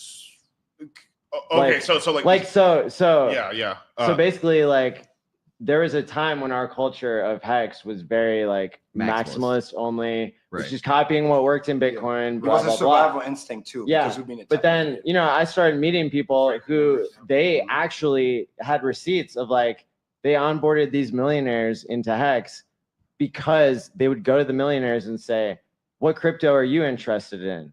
And it was Doge and Ethereum and Bitcoin. And so they would help them to buy those coins that they wanted, whatever was the meta of the moment. And then they would, you know, once the trust was built and once they were able to deliver on what they promised already, they were able to onboard those people into Hex very easily. And so we're using that formula at scale, which is not easy. Which is not easy, by the way. Right. Which is not easy. And honestly, like, I mean, we almost killed ourselves in the first courses. I mean, literally killed. We did we did 24 in a row. That was that was But wild. I think that goes back to the recipe of the success, because again, another thing, people underestimate the level of difficulty they must overcome to be successful. When you're in a day and age digitally where there's so much, excuse my French, shit out there that you just to go through the noise for the market to even take you seriously. If you show up once or twice, LOL. There's a guy that show up literally every week. He's gonna smoke you. Right. It doesn't matter. Again, it doesn't matter if you have the best thing since sliced bread. The scammer is out there showing up. He's gonna be in front of all the customers. You're not. You're gonna lose. So look at sports, right? Yeah. Look at Julian Edelman, right? He kind of looks like Zenith right here. Or me, whatever, you know? Like, which is good. You're good-looking guy, apparently. Edelman is good. Horribly generic before. And he has a great sense of humor. No, but like, you know, it's all about the personality. Definitely. Yeah, but it's funny. here's the thing: like Adam Thielen as well. He's a Minnesota guy. Why are these guys even in the NFL? It's not because they're physically talented. It's because they put in the fucking work and they don't give up and they kill everybody else. And there's some people who are like, you know, Bo Jackson probably had like the best actually like setup. Like he actually took advantage of what his physical gifts were. Yes. But there's a lot of people who don't. And it's the people, you know, it's just, you know, putting in the work. I bet you they had good coaches too. Yeah. That does help. So I'd like to take this one as somebody who's kind of come up through their system on what I've seen from them. So certainly we've covered consistency. I think one of the things you've done, aside from developing the scale of the education and solutions, you've also cultivated that community as well. So we have, and you guys are starting to take charge. I love We've had the ability to cross paths, and all of a sudden we intersect with different people. L Boogie. Hey, he's in the chat. You know? And this is good because you've been to the course. As a student, I have a different perspective on right. aspects of this, and so Yeah. like, you know, they're running 2 courses a day, 10 a.m., 10 p.m. Eastern when it's course time. They're perpetually on Twitter. They're active in chats. You guys have a combined insane weekly streaming schedule. You make yourself available, but they've also looked at it from a foundational perspective. So why have they been successful in onboarding? Because I remember it was 21, probably 20, like late 21, 22, where you were very adamant about bringing people onto Phantom to teach them the ropes for DeFi, for bridging, for yielding, for LPs, for staking, because literally you can go back if you were in some of those courses and it was, hey, at some point in time, PulseChain is going to launch. They're going to have all these things. You guys are going to be able to hit the ground running. Lo and behold, they were right.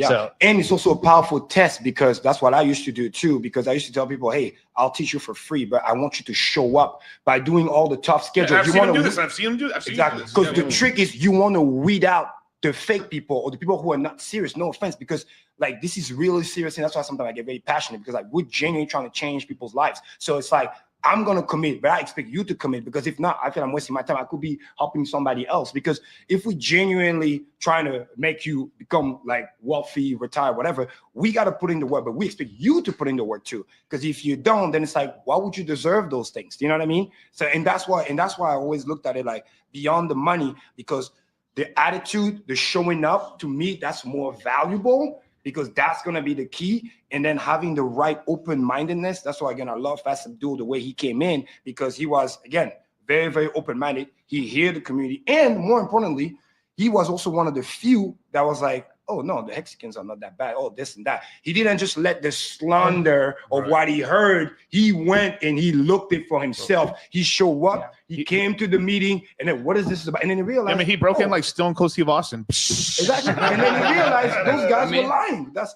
I'm not at like an OG day one Mexican or anything like that. Let's get him out of here. All right, let's Found me out of maximalism. But like, the Oh, community I'm grateful. was overwhelming. So it was very course. clear. And then I looked around, like, where's the Polygon?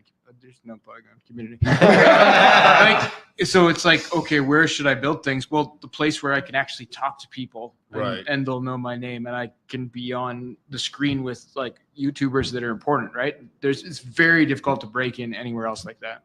So I think Yeah, this that's is a important. great place for builders for that reason. So why is that this community is different than other cryptos?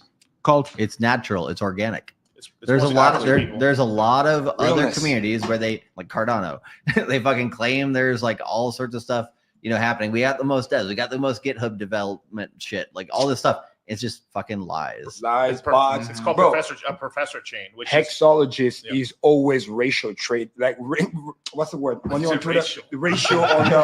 what? I heard What's racial that? trading. I was like racist. Okay, now we're getting to the He's conversation. racial. That's That's concerned. I've heard this I've before. seen the Listen to this. tweets, bro.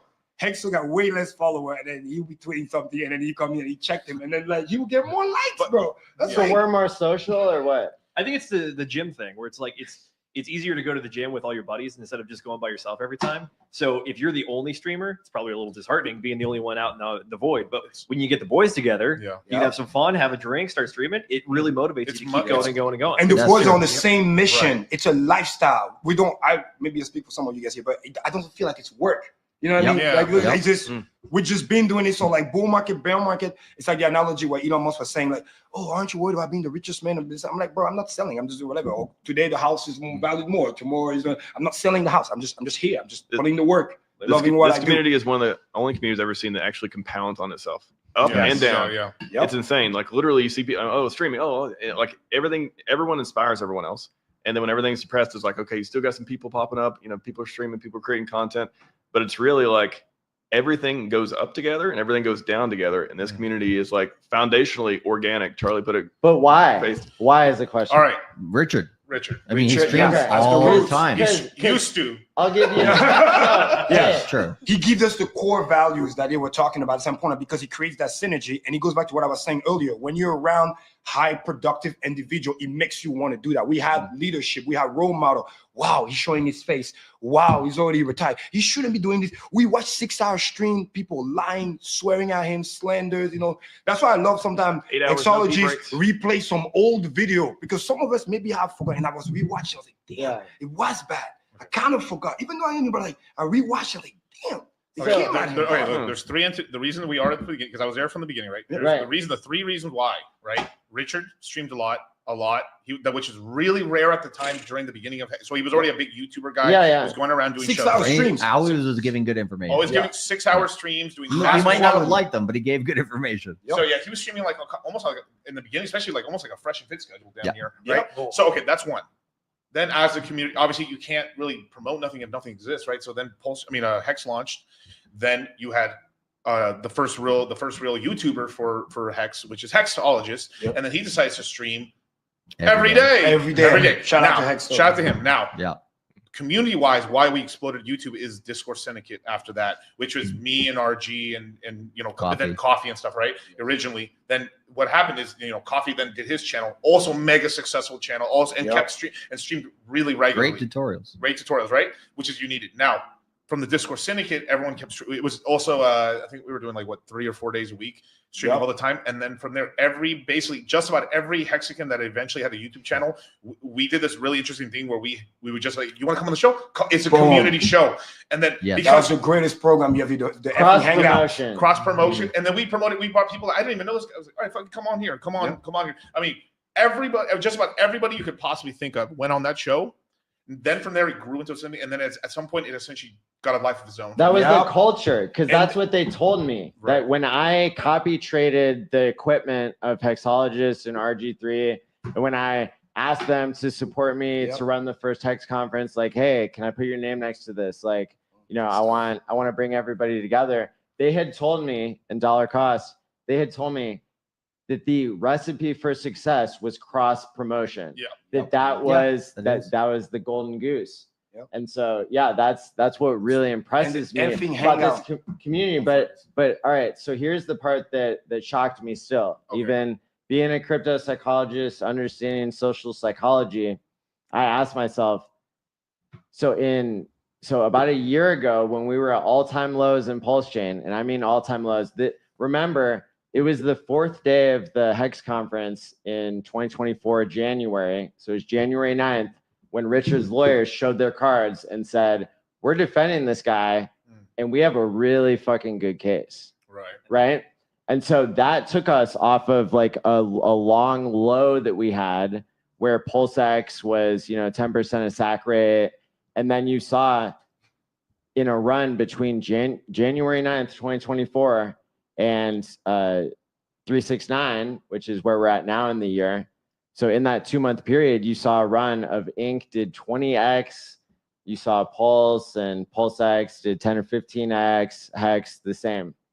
So my question though is, how is it possible that the Hex community had the greatest participation of YouTubers when the price was at an all-time low?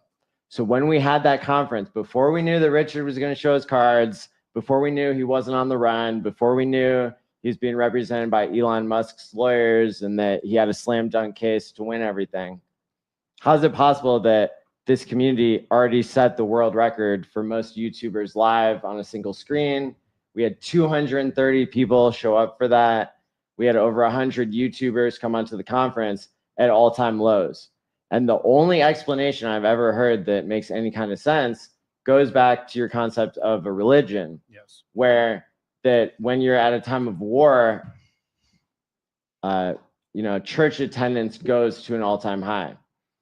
I think it's more than that. In I think crypto, you have compounding influencers. You're consistently making more. attacked. Well, I mean, in crypto, you would I wanna hear expect the that. opposite. You'd expect at the all-time low, you'd have the fewest participants on YouTube and elsewhere. Yes. So please explain.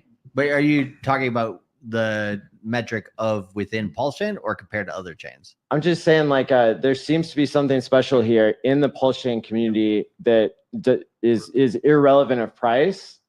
And I'm trying to understand what that is because that seems to be such an important ingredient. So basically, the PulseChain Hex culture is a streaming culture, through and through. Now, and especially during the time, this is why we punch way above our weight, because we're all streamers. Like everybody here streams, right?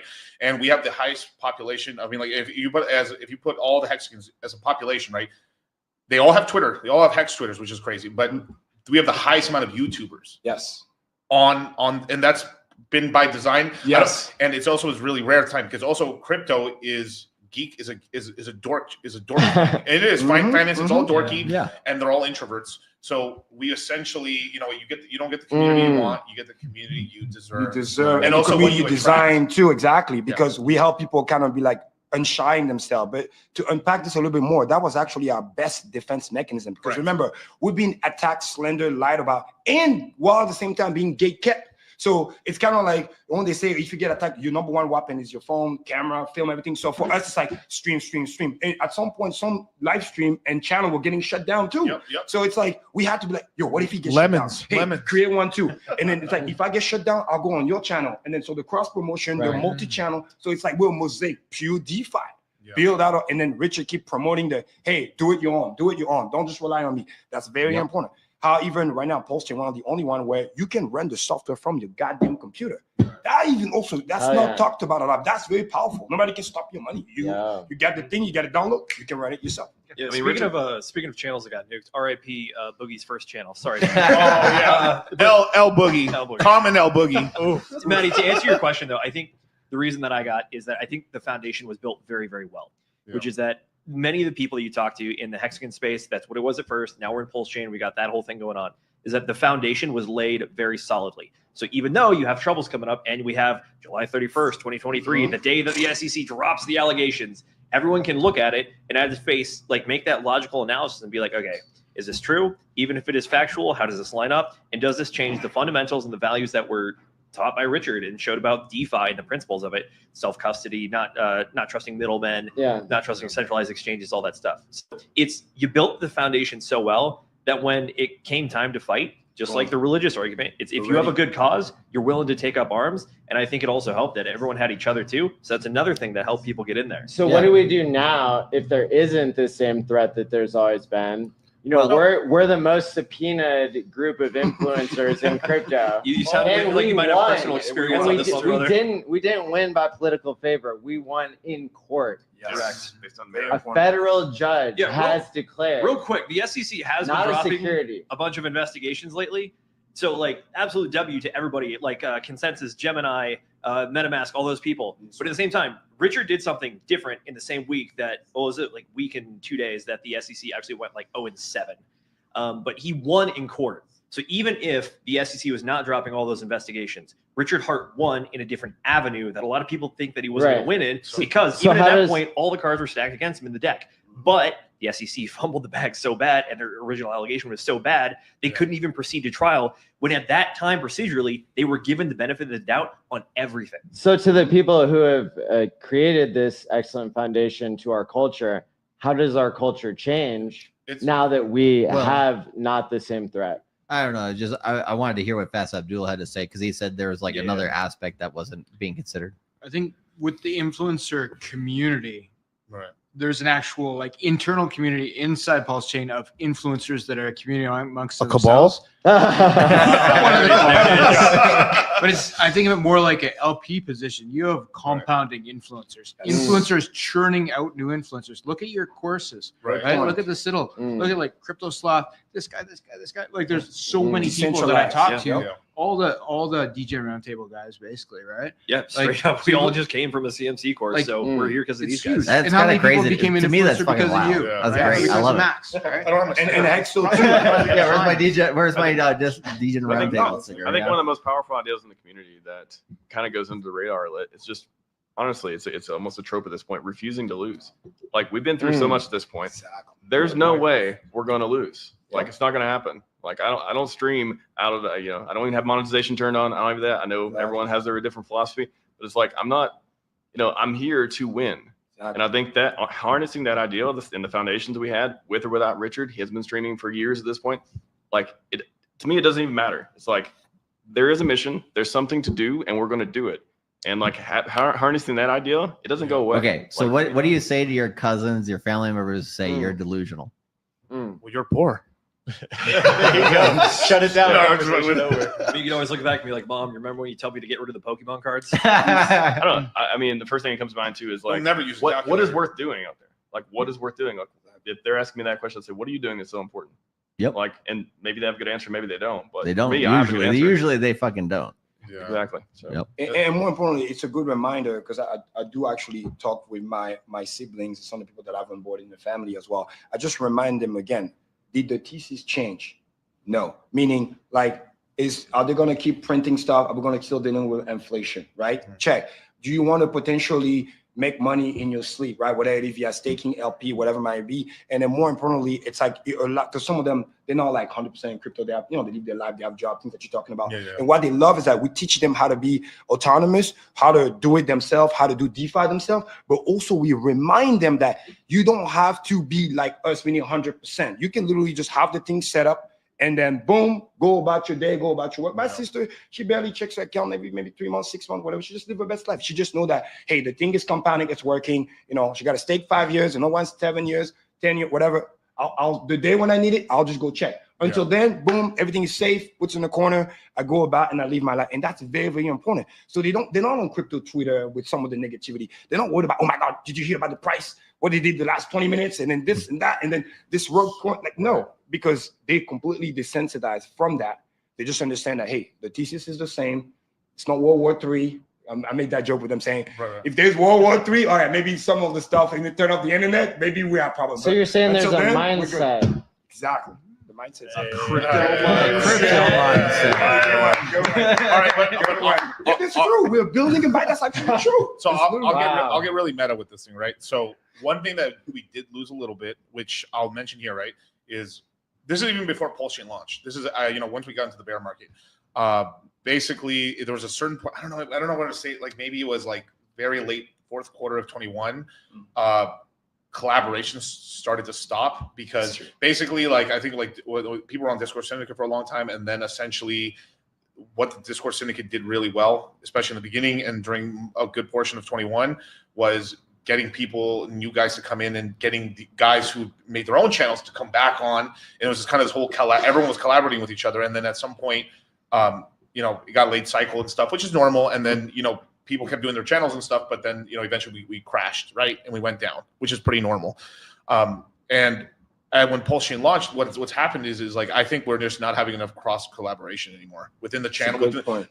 Everyone is streaming. We are creating more streamers. We still are. Everyone is, but there's not enough collabs going around. Like, I mean, not throw shot at Hank, so like, I can't remember. Are you saying that the collabs are low right now? Right now. Yeah. No, the channels are high, but collaboration's low. So you're not creating the reason usually that the same thing happened in the Red Pill. Our friend Donovan Sharp made basically a Red Pill con for men, right? Men, right? And it literally from that we all met up. It was me, Myron, you know, Fresh, you know, Charlie, everybody, Rolo, everybody, MLD. I mean, everybody who's anybody in the Red Pill went from that conference. We did mega groups. We did exactly what we're doing here. This collaboration, right, of everybody, right? We did a mega group, and then everyone started collaborating with each other over the months. The Red Pill fucking explode. This is sub 300,000 subscribers on Fresh and Fit. I'm talking about, within less than 6 months with all the collaborations and how it exploded and stuff. Like it was basically, it took almost what we did with Hex. Yep. And then boom, the Red Pill exploded to this massive multi-million-dollar thing, right? And what we're missing right now is a collaboration. Overnight success. Well, right. so we have another. So now that this conference is coming to an end, I can say we have another online conference coming up here in about 2 months. I've never heard of it. What's it called? It's called PulseChainConference.com. Right. Maddie, look right into the camera and give him that good promo read. And I gotta tell you, this is even though the chain is coming up on its 2nd birthday, this conference is actually 4 years old coming up here in May. Yeah. And so we had been doing it on the launch anniversary of PulseChain. And then last year we started to do the conference in mid-May as a part of the launch anniversary. And you were the first official conference, correct? I think you were the first, right? Yeah. So So we started with a SAC anniversary conference. I think that was in July of. I mean, we were out there in 2022. Was that the 24-hour one you did, or which one was that? So there have been even separate from the 24 and the 48-hour streams that I've done. There have been now 5 Hex conferences, and there have been 3 PulseChain conferences spaced a year apart. Because as soon as we sacrificed, we were having conferences. Right. Because there was so much game theory, because there was so much activity with sacrifices and people building and forking things. And so, I'm excited to say that what you guys are identifying as this is the secret sauce of what makes PulseChain in the top 5 in the world in terms of volume and YouTubers and subpoenas that you win in court and stuff like that. That maybe we will have an opportunity like that you saw in the Red Pill space, where we get more participation than ever at that online conference coming up here in May. And it's free, right? No charge. It's free, and the really distinguishing factor is that we want as many YouTubers as possible to participate. And he has a bigger reach. That's the cool thing. So whether you can say, fly to Vegas or whatever, or pay for stuff, well, guess what? It's done this way so it can reach as much part of the community as possible. Everybody have an internet connection, boom, you can participate, you can assist, you can watch. And I want to double click what Miguel says. It's very important. It's a piece of wisdom that we can't rest on the laurels. It's very important. Like, don't get complacent. Because some of that thing that you're talking about, I believe because I've seen a lot of late cycles and in business too.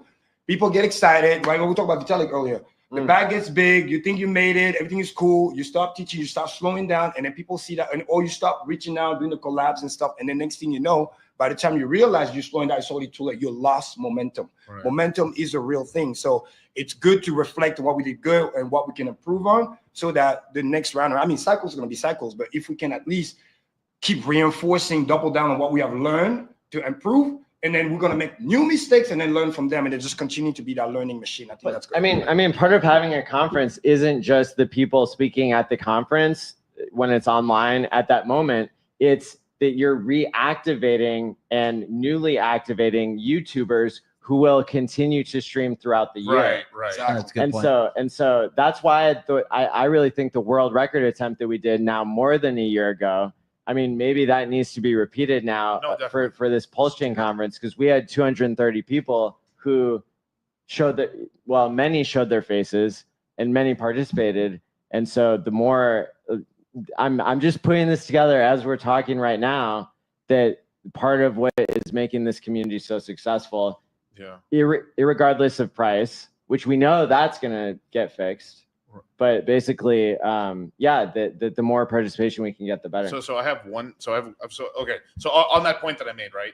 Here's an extra thing right here on with the YouTubers. So one thing that we're not doing in PulseChain right now, and this is with I'm only talking about the largest YouTubers and stuff, and these are with the PulseChain only or Hex PulseChain only channels, is that they're just not allowing smaller channels to go on their channel to collaborate.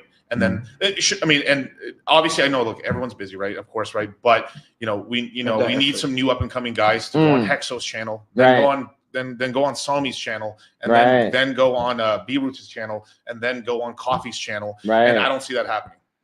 I don't see, and those, because obviously me and Charlie, look, I'm OG Hexican, I stream Hex and PulseChain, but I also stream about other stuff. So it's but I still try my best to have guys on. And this is what we like when we did the the crypto mindset meetup every year.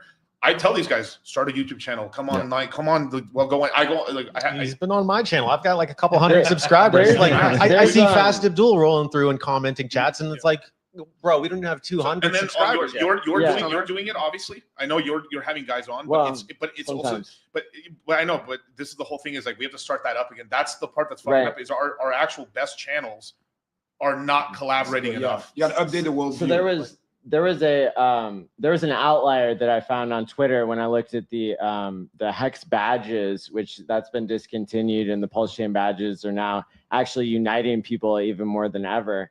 But I made a tweet about this, about Tam Tam, community member, and she in the space. Shout out to you. Shout out to you, Tam. I've met her in person. I've met her $1 million onboards, because we're all Texans now and that sort of thing. And I mean, we couldn't tell.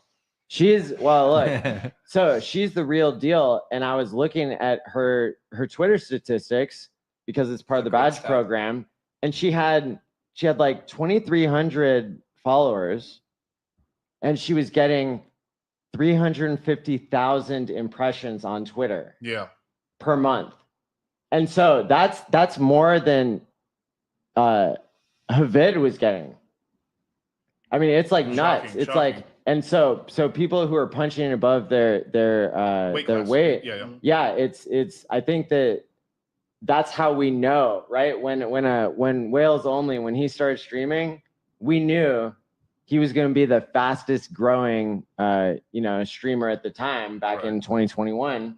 And so that's why we made sure we'd get him on every week and everything. Exactly. And so and the reason why I think she's doing a great job is also, again, she takes a lot of initiatives too, right? She speaks her mind, she speaks the truth. She's not trying to sugarcoat it. So come, like Charlie was doing earlier, like sometimes you got to call some bullshit, because you get valid long-term impressions, subscriber, you name it, when you are actually like calling things as what they are. If you try to play politics and whatever, they're gonna be like, yo, you're fake, you're not real. So she's a hardcore Hexican. Like, she's buying at 30 cents, sending her life savings into the future 15 years. Like, I've not been so inspired by a Hexican compared to Tam Tam for a long time. If you thought you had diamond hands, Tam Tam is going to put you to shame. So what I'm getting from the advice that you're giving us is that maybe we need to take somebody like Tam Tam and give her, the equipment that Hexo told me to get, and RG3 and Dollar Cost told me to get,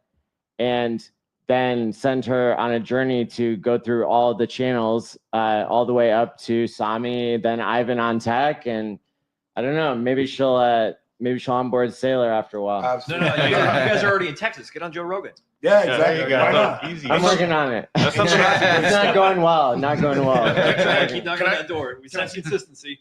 Can I answer this thing from Black Pepper? He's like, some persons on the sidelines that want to speak but can't due to legal status with stuff, right? Now, I don't think that's really true, because like Hexo got the order, he's still streaming. That's true. Coffee got the order, and those are our biggest.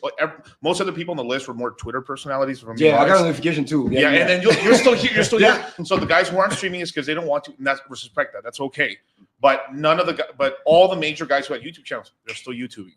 So that doesn't really make sense. Well, yeah, because most YouTubers, I mean, Crypto Lark let it slip the other week or whatever. He was just like, I hope this bull market doesn't go into 2026 because I got to grind so hard to get there. And it's just like, bro, that's like some weak how many sauce right times did there. your bank account get shut down? I got subpoenaed again by the SEC like 2 months ago. That was Like- all my bank account. Like, It's funny. yeah, it's wild. And you're But still here, and that's what I'm talking I'm about. still here. If they I want just to be here, open a they new want to be account here. somewhere else. There's many banks. You can get an online bank too. And Trial by it's cool. fire. You learn about how we talk to people about like, oh, they can literally shut you up. Oh, Cream, you're fear mongering. And then boom, your thing gets shut down. You're like, oh, fuck, that was true.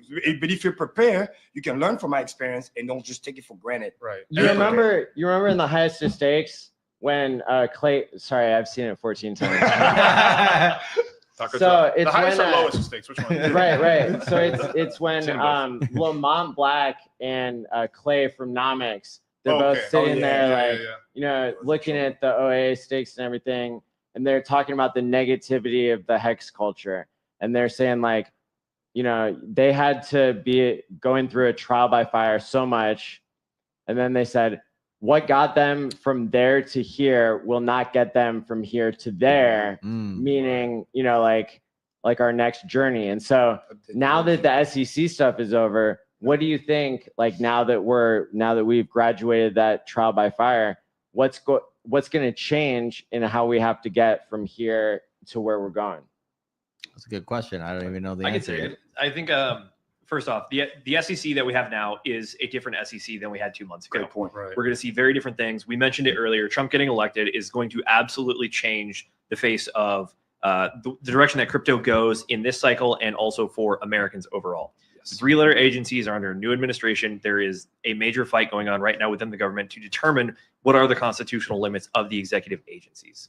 So that being said, all the legal stuff, that has been our battle up until now. We just got the motion to dismiss. The SEC pretty much lost their entire leadership. They didn't just have Gary Gensler lead. They had another chair that did not get reinstituted. So we're looking at 3 out of 5 chairs right now. Paul Atkins is still unfortunately not on the docket to get confirmed by the Senate, but he's officially submitted.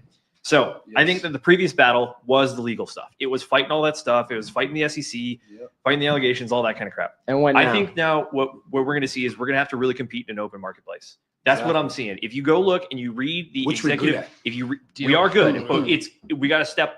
We got to get a fair share. Yes, exactly. We also got to Are you step it saying up again. postcards? Is that our future? I'm Tell me. actually, look, Just tell me. as someone actively get on the Patreon for the postcards thing, it is good. Market as a side. It's gonna need more. It's gonna need more.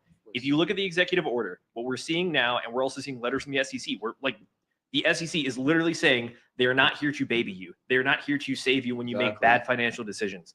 They are trying to. Freedom is the word. They're trying to promote freedom and self-custody inside of the United States.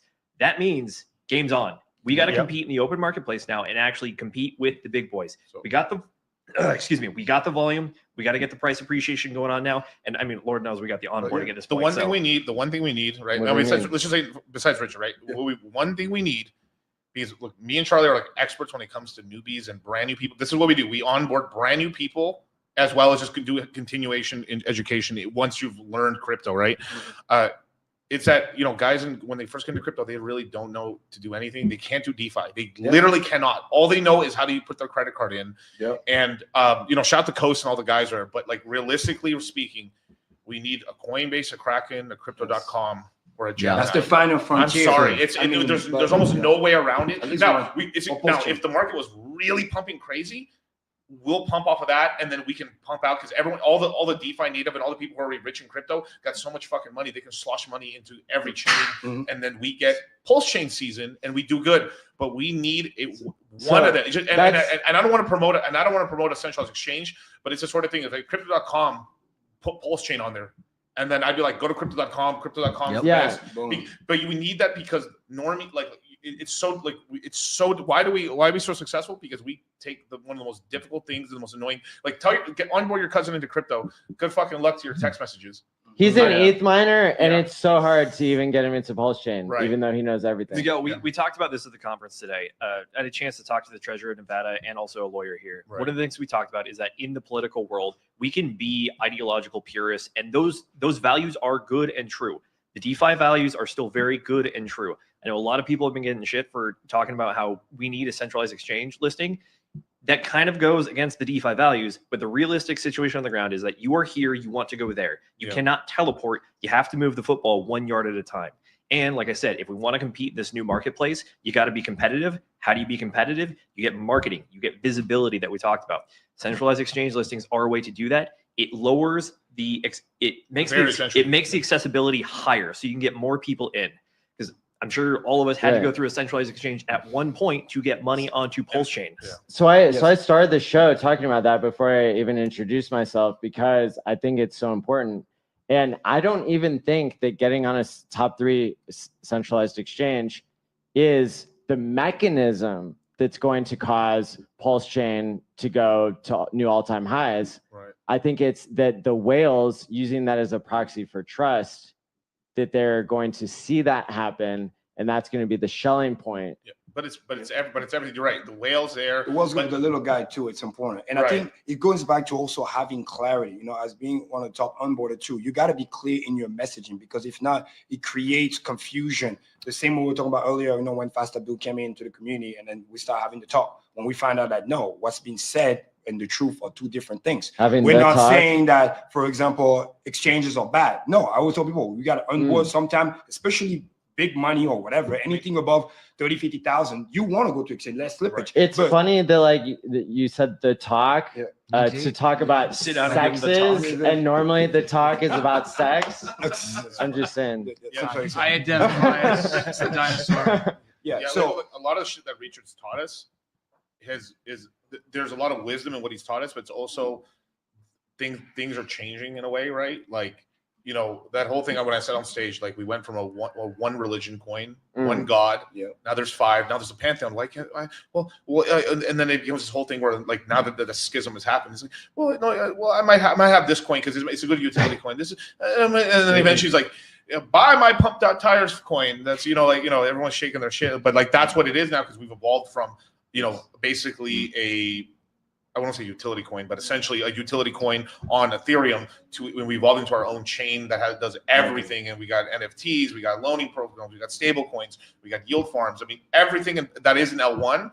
And that's like schisms our minds so much to basically saying like some of the stuff because if Richard was online right now, he would actually slowly like if we were on YouTube, right?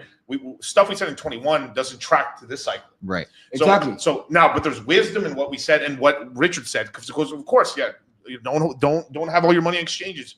Really good idea. Learn how to use crypto. Extremely good. Self-custody, good. Exactly. But if we're trying to get to the next level is like we can't just be online all the time. We have to have it in the physical. Yep. And that's why what Zenas was saying about the US coming in and everything like that, and we're gonna be more official, because eventually, if everything goes good and we get stamped in, because all right, you guys were a Ponzi, but you guys were such a Ponzi, you get grandfathered in. Congratulations, Scientology, you're a religion now. Whatever, right? Yeah. Exactly. But no, I mean, all jokes aside, but like, I mean, you graduate into that thing where we can now work the official channel of it. We're still gonna preach DeFi and everything. Yes. But you can't onboard it. Like, look, most of these people we're in Las Vegas, right? Most gambling town on the planet. 99% of these guys don't own crypto. Yep. Exactly. Well, speaking of exchanges, they know crypto maybe, but they don't own it. They've heard of it, yeah. So Richard talked about creating exchange before, all that stuff too. Recently talked a lot about centralized exchanges. Hey, go out, reach out to all these people and stuff too. Interesting tweets and stuff recently. Do you all think that we could see an exchange launch, just like we saw? Nobody saw Pumped Out Tires coming. You think Richard's going to launch an exchange? And I think the Kraken thing has a potential.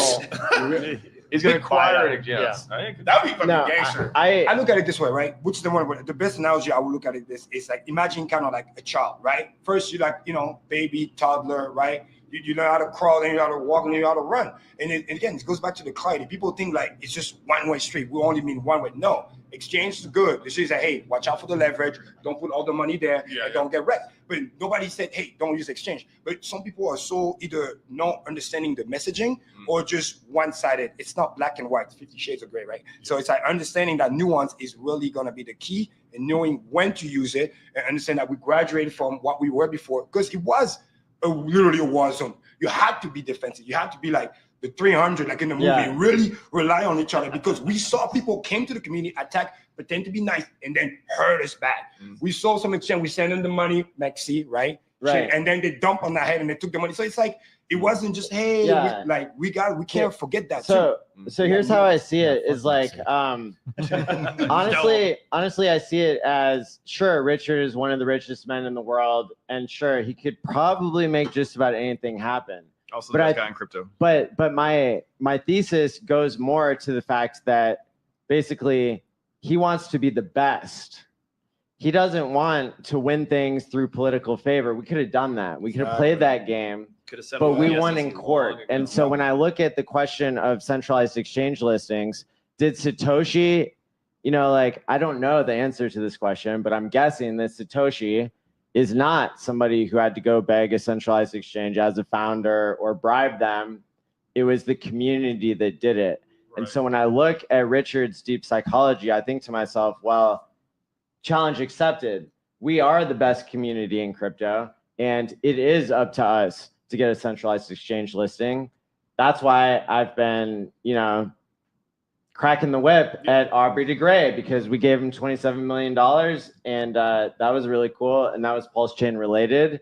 And now it's time for us to get a centralized exchange listing in Coinbase or Kraken. And those are the only two I care about. And so now it's come to the point where I'm asking him, like, all right, it's time to use your social capital to help us out. Yeah, and that doesn't involve Richard, but hey, challenge accepted, And if we have to be the best community again and again and again, Ripple, they didn't wait for an organic group of people with great leadership.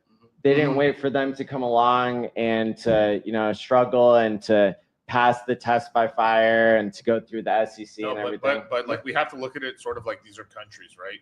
And these are different countries. So you have monarchies, and then you like I think XRP is like some sort of communism thing where like it's just dream of the future, but the people in charge are fucking just cashing out, living like kings. And then paying payola and doing all kinds of illegal shit and human rights. People love that shit. Why? And that's what they do because they're retarded. Why? Well, it's because all right. No, they are retarded. I mean, they're retarded. Confirmed. I think that's the key thesis of this. I mean, the key thesis that's what it is. It's like there's monarchies, and like, but any like.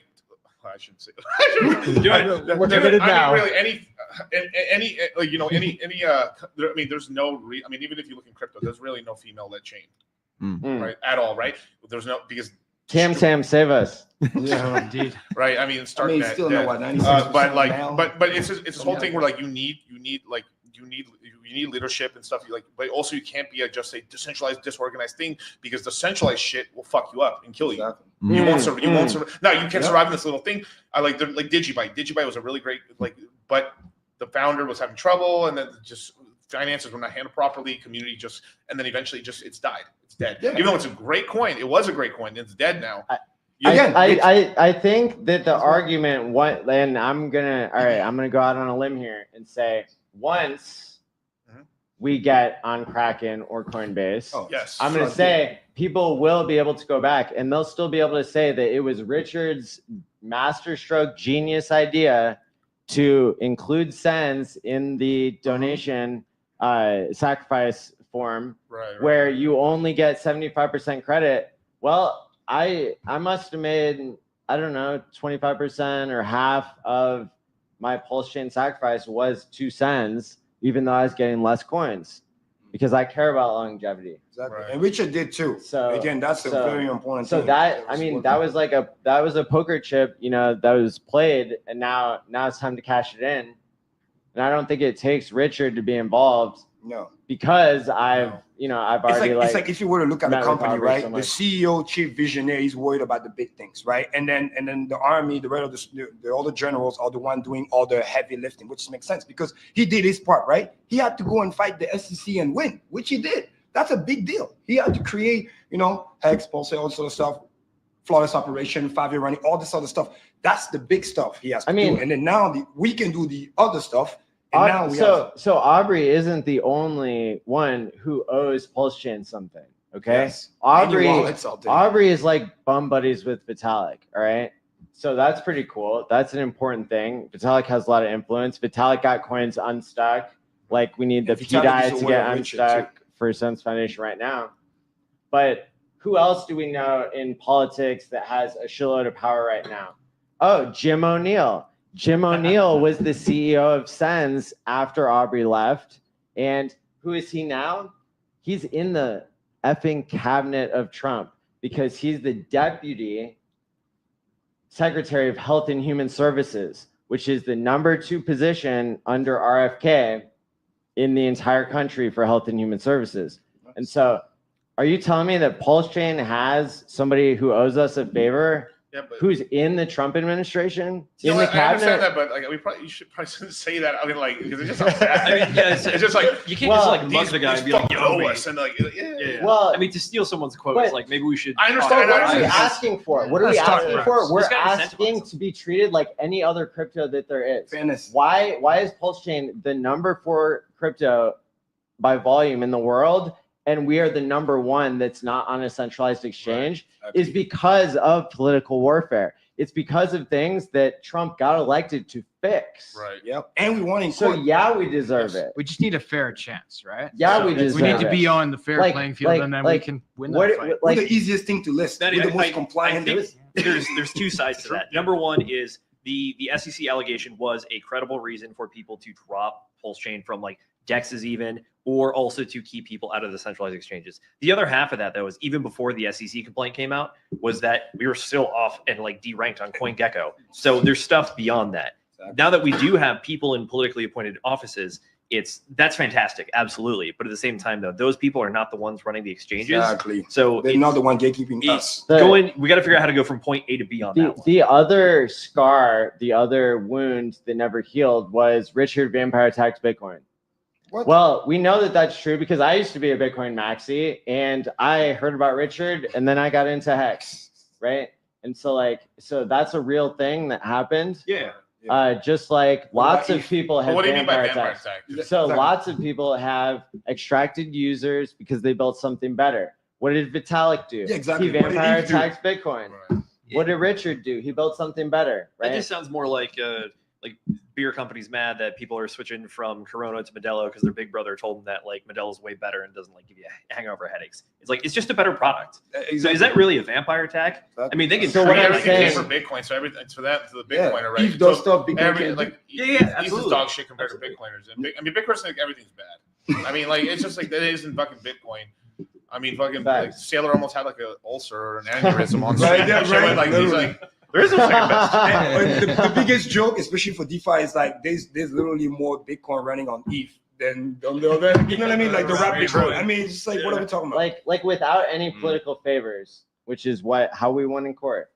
Without any political favors, we deserve a centralized exchange listing yesterday. Yes, of course. And so, so the fact that it might take this community to figure out, hey, who owes us a political favor, to just literally make something right that has been wronged by lawfare. Like I kind of said, like, why are we not already on a centralized exchange? Yeah. Well, probably because of the SEC, their corrupt asses coming after us. And One now other that's thing I over. will say is optics, yes. right? Because we do have a I don't know what to call it, a DAO, let's say, that has pretty good access to a lot of different chains and crypto and ways to like swap things and whatever. That I literally was just like, you're missing two of the most important chains in crypto, and they're like, what's that? Sonic and PulseChain.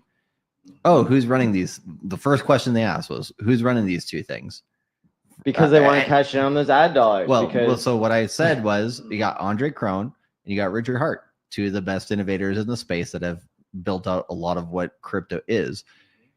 First reaction was, oh yeah, we recognize that with Andre, but we don't recognize that with Richard because of the tarnish that Interpol notice has on that. And that's again, politics and optics.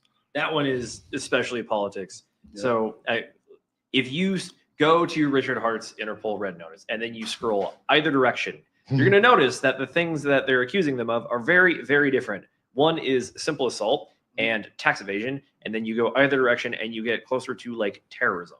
So that one is very, it doesn't make sense, it but it still has the effect. Yeah, it's like the SEC notice in a different way. They're trying to do a character assassination. And Richard, look, and also let's be honest, when Richard was just streaming all the time, I think this was I mean, I understand like community was kumbaya wise was correct to do, but I think strategically was a mistake from Richard when Richard was around and had whatever, or the OA, I don't know, right? The OA, or he should have had us listed and paid the money to have us listed on Binance, and that was a mistake.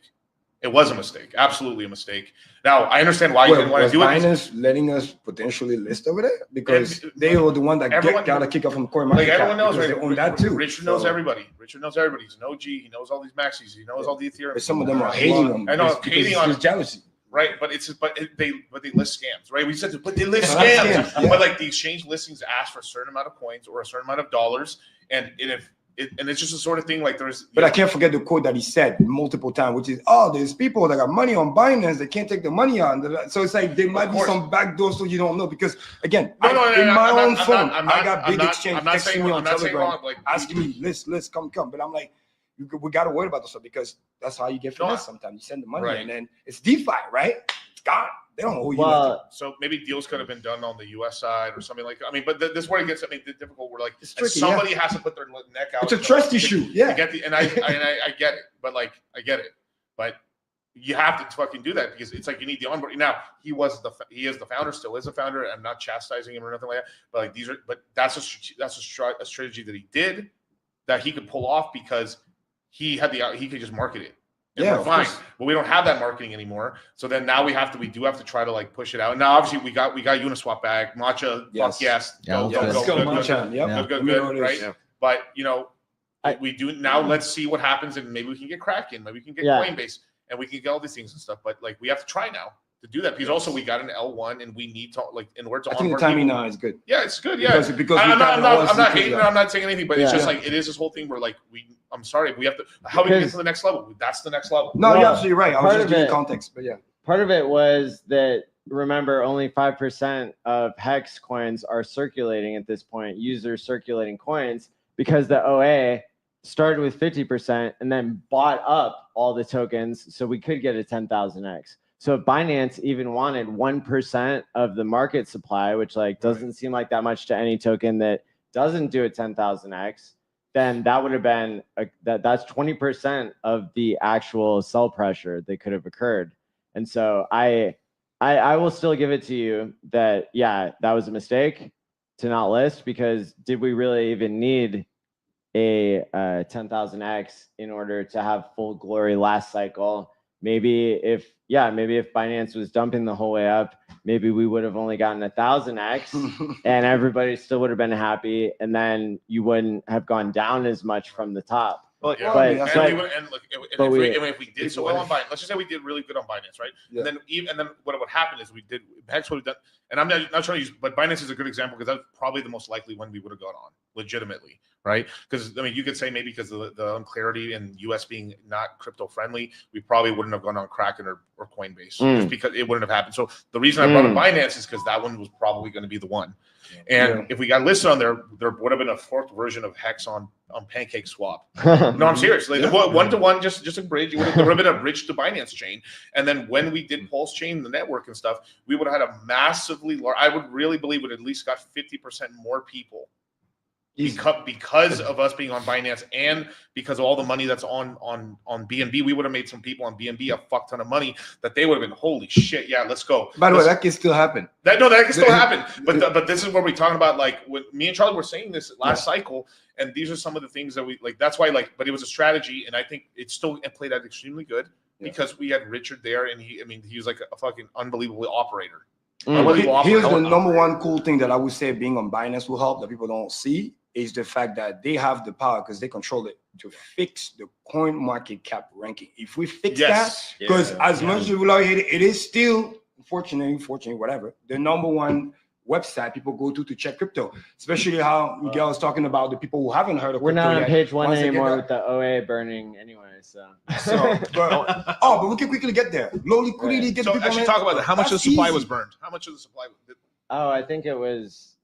I mean, I think it went from like 90% of the supply was liquid to now 95% is Staked. staked. Because when you stake the hex, the coin gets burned, so it gets removed from the market cap calculation. But again, the liquidity is so low that don't matter, because again, when the pump comes in, Right. hex is designed to pump. Like it can literally do 100x, because guess what? If you get the people coming in, right? We understand the math. Like we have what 350,000 more or But I less. think One of those exchange, we go to the millions. I think it's an It's order of 10x the- operation. That's true. But when you go to these things and you sort, there's two things that we sort by. What do we sort by? Market cap, and then also probably checking out the gainers and losers like Charlie does on the show every day. So you got to get hit one of those two metrics. I go to these exactly. to find out what's about. Yeah. Also, So okay, last thing on the exchanges, right? Like, so I got a that's point on that would I exchanges, think that would have been the premier strategy for last cycle. It Uh-huh. was Binance. This one, it would have to be a U.S. exchange because Yes. it's a U.S. led market, and two, Binance, they're after his ass right now. Like he is like the U.S. is essentially knocking out all competitors right now.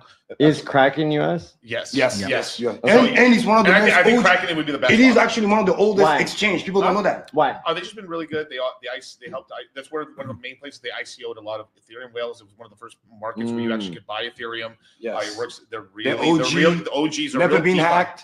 So who DeFi-wise. decides what gets listed there? I don't know. We have Probably Yeah, the see, CEO. Yeah, it is. And to Yeah. quote Well, there's Richard, underlings and shit, you know. and to Yeah. quote Richard, which is cool, is actually the exchange with the least amount of insane, crazy leverage that get people wrecked. That's also important, because true. when you're wrecked, you got no more money to invest anywhere else. So it's like they're old, never been hacked. You know, again, lately they've been kind of fucking up with the meme coin. I'll give them that. That was a bad PR move. But overall, compared to the rest, it's the least bad. Binance will still be good. Binance will still be good, but Binance is like one extra step of generate for the U.S. investor. Yes. And a lot of the European investors as well. It is one Right. little extra step Right. because of all the stuff that's been going on. It's still the largest exchange by volume, but they've got a lot of competition now, and then the U.S. companies have money now behind them. Yes. So on the Binance point, I think I just want to say too, I wonder back then, because Richard talked a lot about building its own exchange at that point. There's a dev list. You can still look into the tweets, all the stuff I want to do, build my own exchange, still on there, even own stablecoin. That's on there and stuff too. I've talked about it on the show. I wonder back then if the strategy was, instead of, because, it was like, oh, pull your money Binance. You can't get everything off, everything, true DeFi, all that stuff.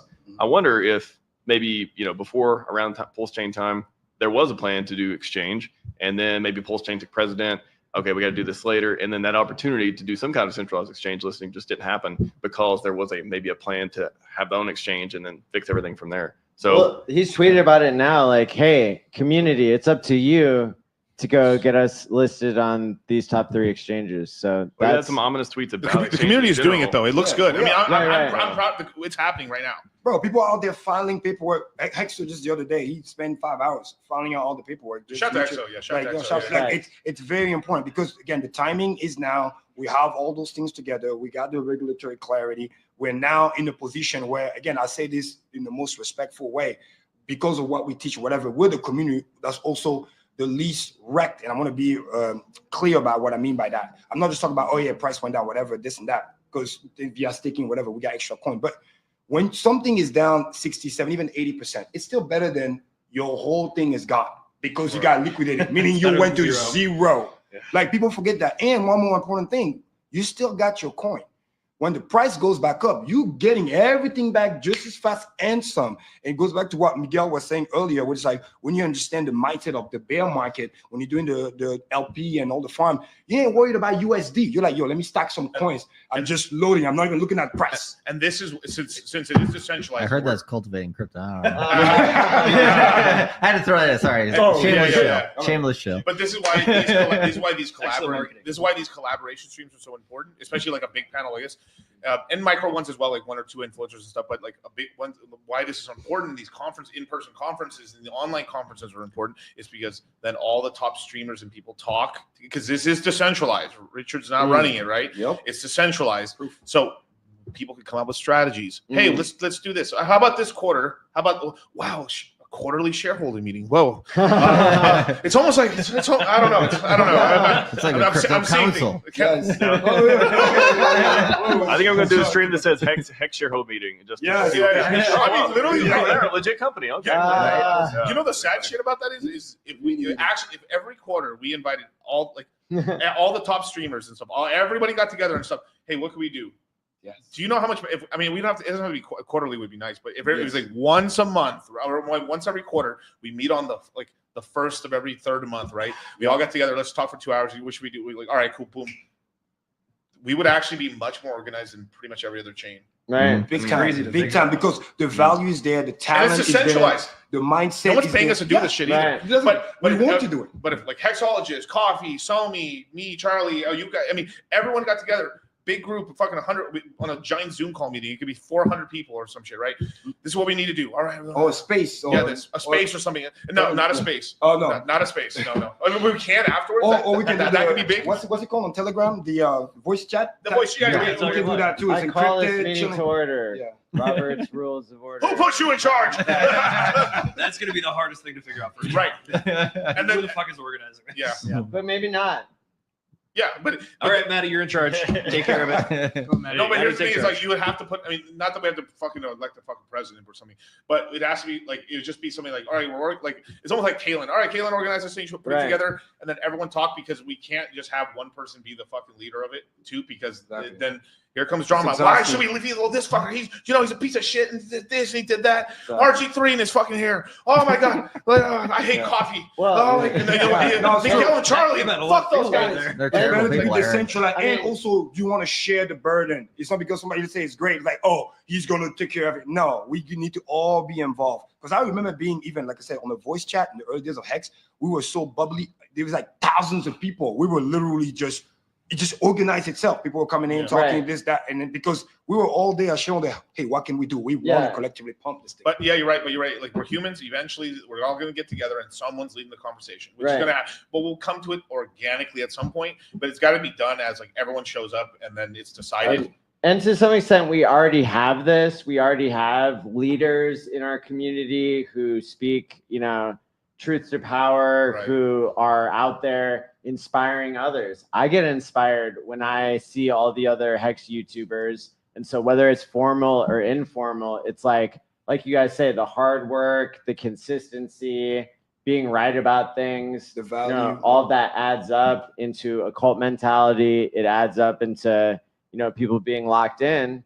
And then, for whatever reason, everybody's here, the more we can grow and like leadership, it's a moving target, but at the same time, I think we have a lot of good leaders here, and the more that we can cross promote and collaborate, that makes a lot of sense because we are a chain that has more influencers that are here for the right reason than anyone else. Keyword. Leadership. So, go ahead. I was gonna say leadership in a decentralized space does seem like an oxymoron. Yes, I think that the way that it works is that you just got to find somebody that's already walking the path and has a very clear vision that they can clearly explain to people and get people to onboard and rally. You're not going to be a leader forever, I don't think. But at the same time, it's going to shift. It's going to move. It's going to flow. But at the same time, though, it's like it's very soft power, so to speak, in this one. So you kind of just got to get going. And then if people like your message, they'll fall in, and then you can work together with other people, merge, whatever you want to do. But because we share the core values. Have you guys ever seen Rick and Morty? You guys ever seen Rick and Morty? Right? Yeah, it's great. It's what it feels like to me a little bit, right? What's going to happen, and it's sort of like we're essentially a bunch of Ricks, and and then we're going to make the council of Ricks, and then everyone thinks that they're the Sigma Alpha fucking Rick, and then you guys are all gay for making the council of Ricks. And that's what it really is. It is that whole shit. Everyone thinks that they're Sigma, but no. Oh, yeah. Like they're all the top dog alpha, and it's going to be this giant thing. That's what's going to happen. It's like we're making it's a council of Ricks. It's kind of in a weird way. Diamonds made on the pressure. Leaders don't need to be elected; they can emerge. So yeah, they can go out there and emerge. So actually, that's perfect. So actually, perfect thing. Where can people follow you, brother? rhmax.tv. That'll go to the YouTube channel and ask you to subscribe. Feel free. What days do you actually stream?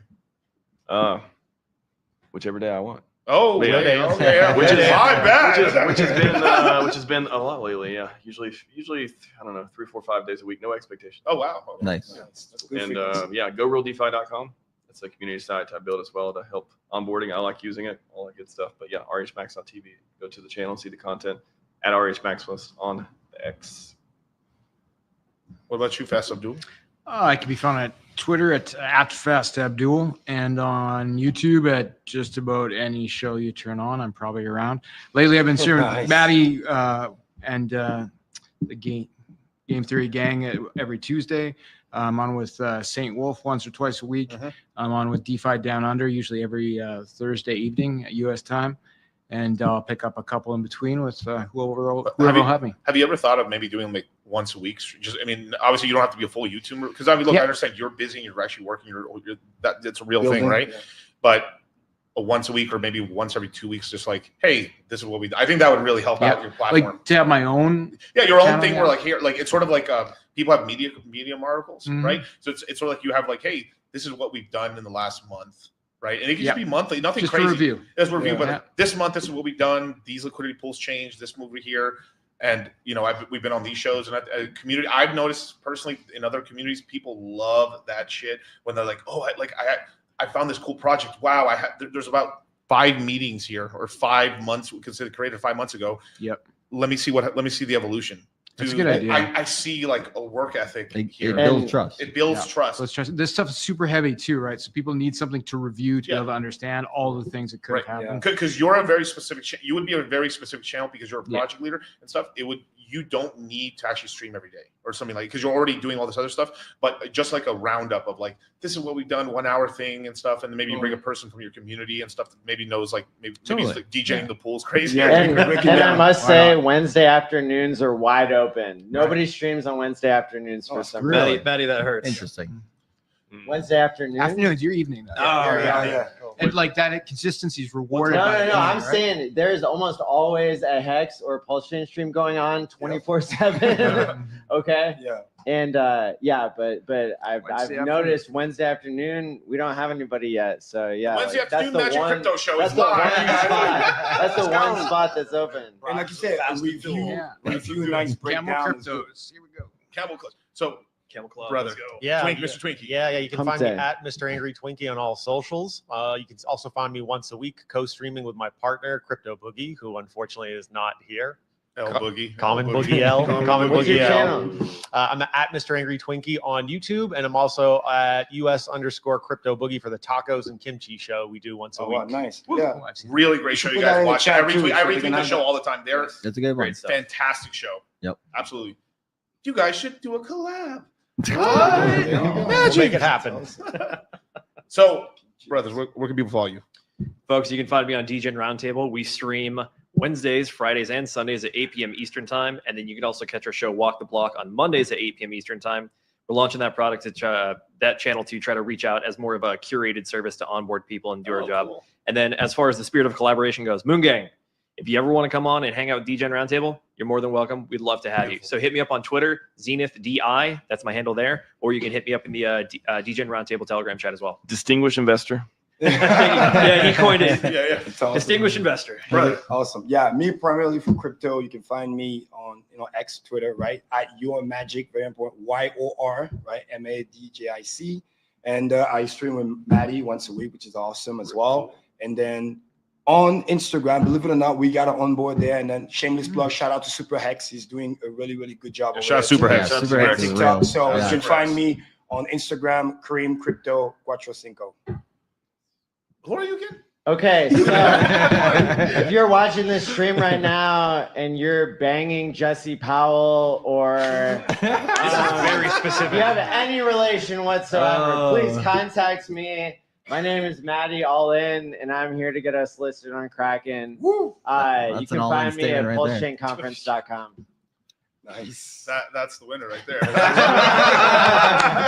That's called punching through the noise, everyone. So He knows the mission. So you can find me and Charlie at not on YouTube right now. Yeah, we're Hey. like you can literally find us Monday morning in the crypto mindset course, baby. Yeah. So yeah, we just did this because obviously we're in the tours right now, but we were officially off of YouTube until we're done with the classes. So Yeah, we don't sleep this month, basically. yeah, not really. So, but yeah, you can find me at Dollar Cost Crypto. Obviously, you're on the channel right now, and I'm Dollar Cost Crypto, YouTube, Instagram, Twitter, everywhere. Dollar Cost Crypto. Yep, Cultivate Crypto on YouTube, Twitter, Instagram, cultivatecrypto.com. You know, Beautiful. And the Citadel. Don't be poor. Philadelphia strong, Or no baby. more. Very strong. Or no more. Ape strong together. So you guys think? I mean, this was a really great discussion. Obviously, on Hex, PulseChain, and obviously just a great group of friends and stuff. And we're about to go out right now and have some fun. Let's Hey. go. Hey! Awesome. So salute to everybody, man, and Conference ain't over yet, man. Cheers. Yeah, cheers. Yes.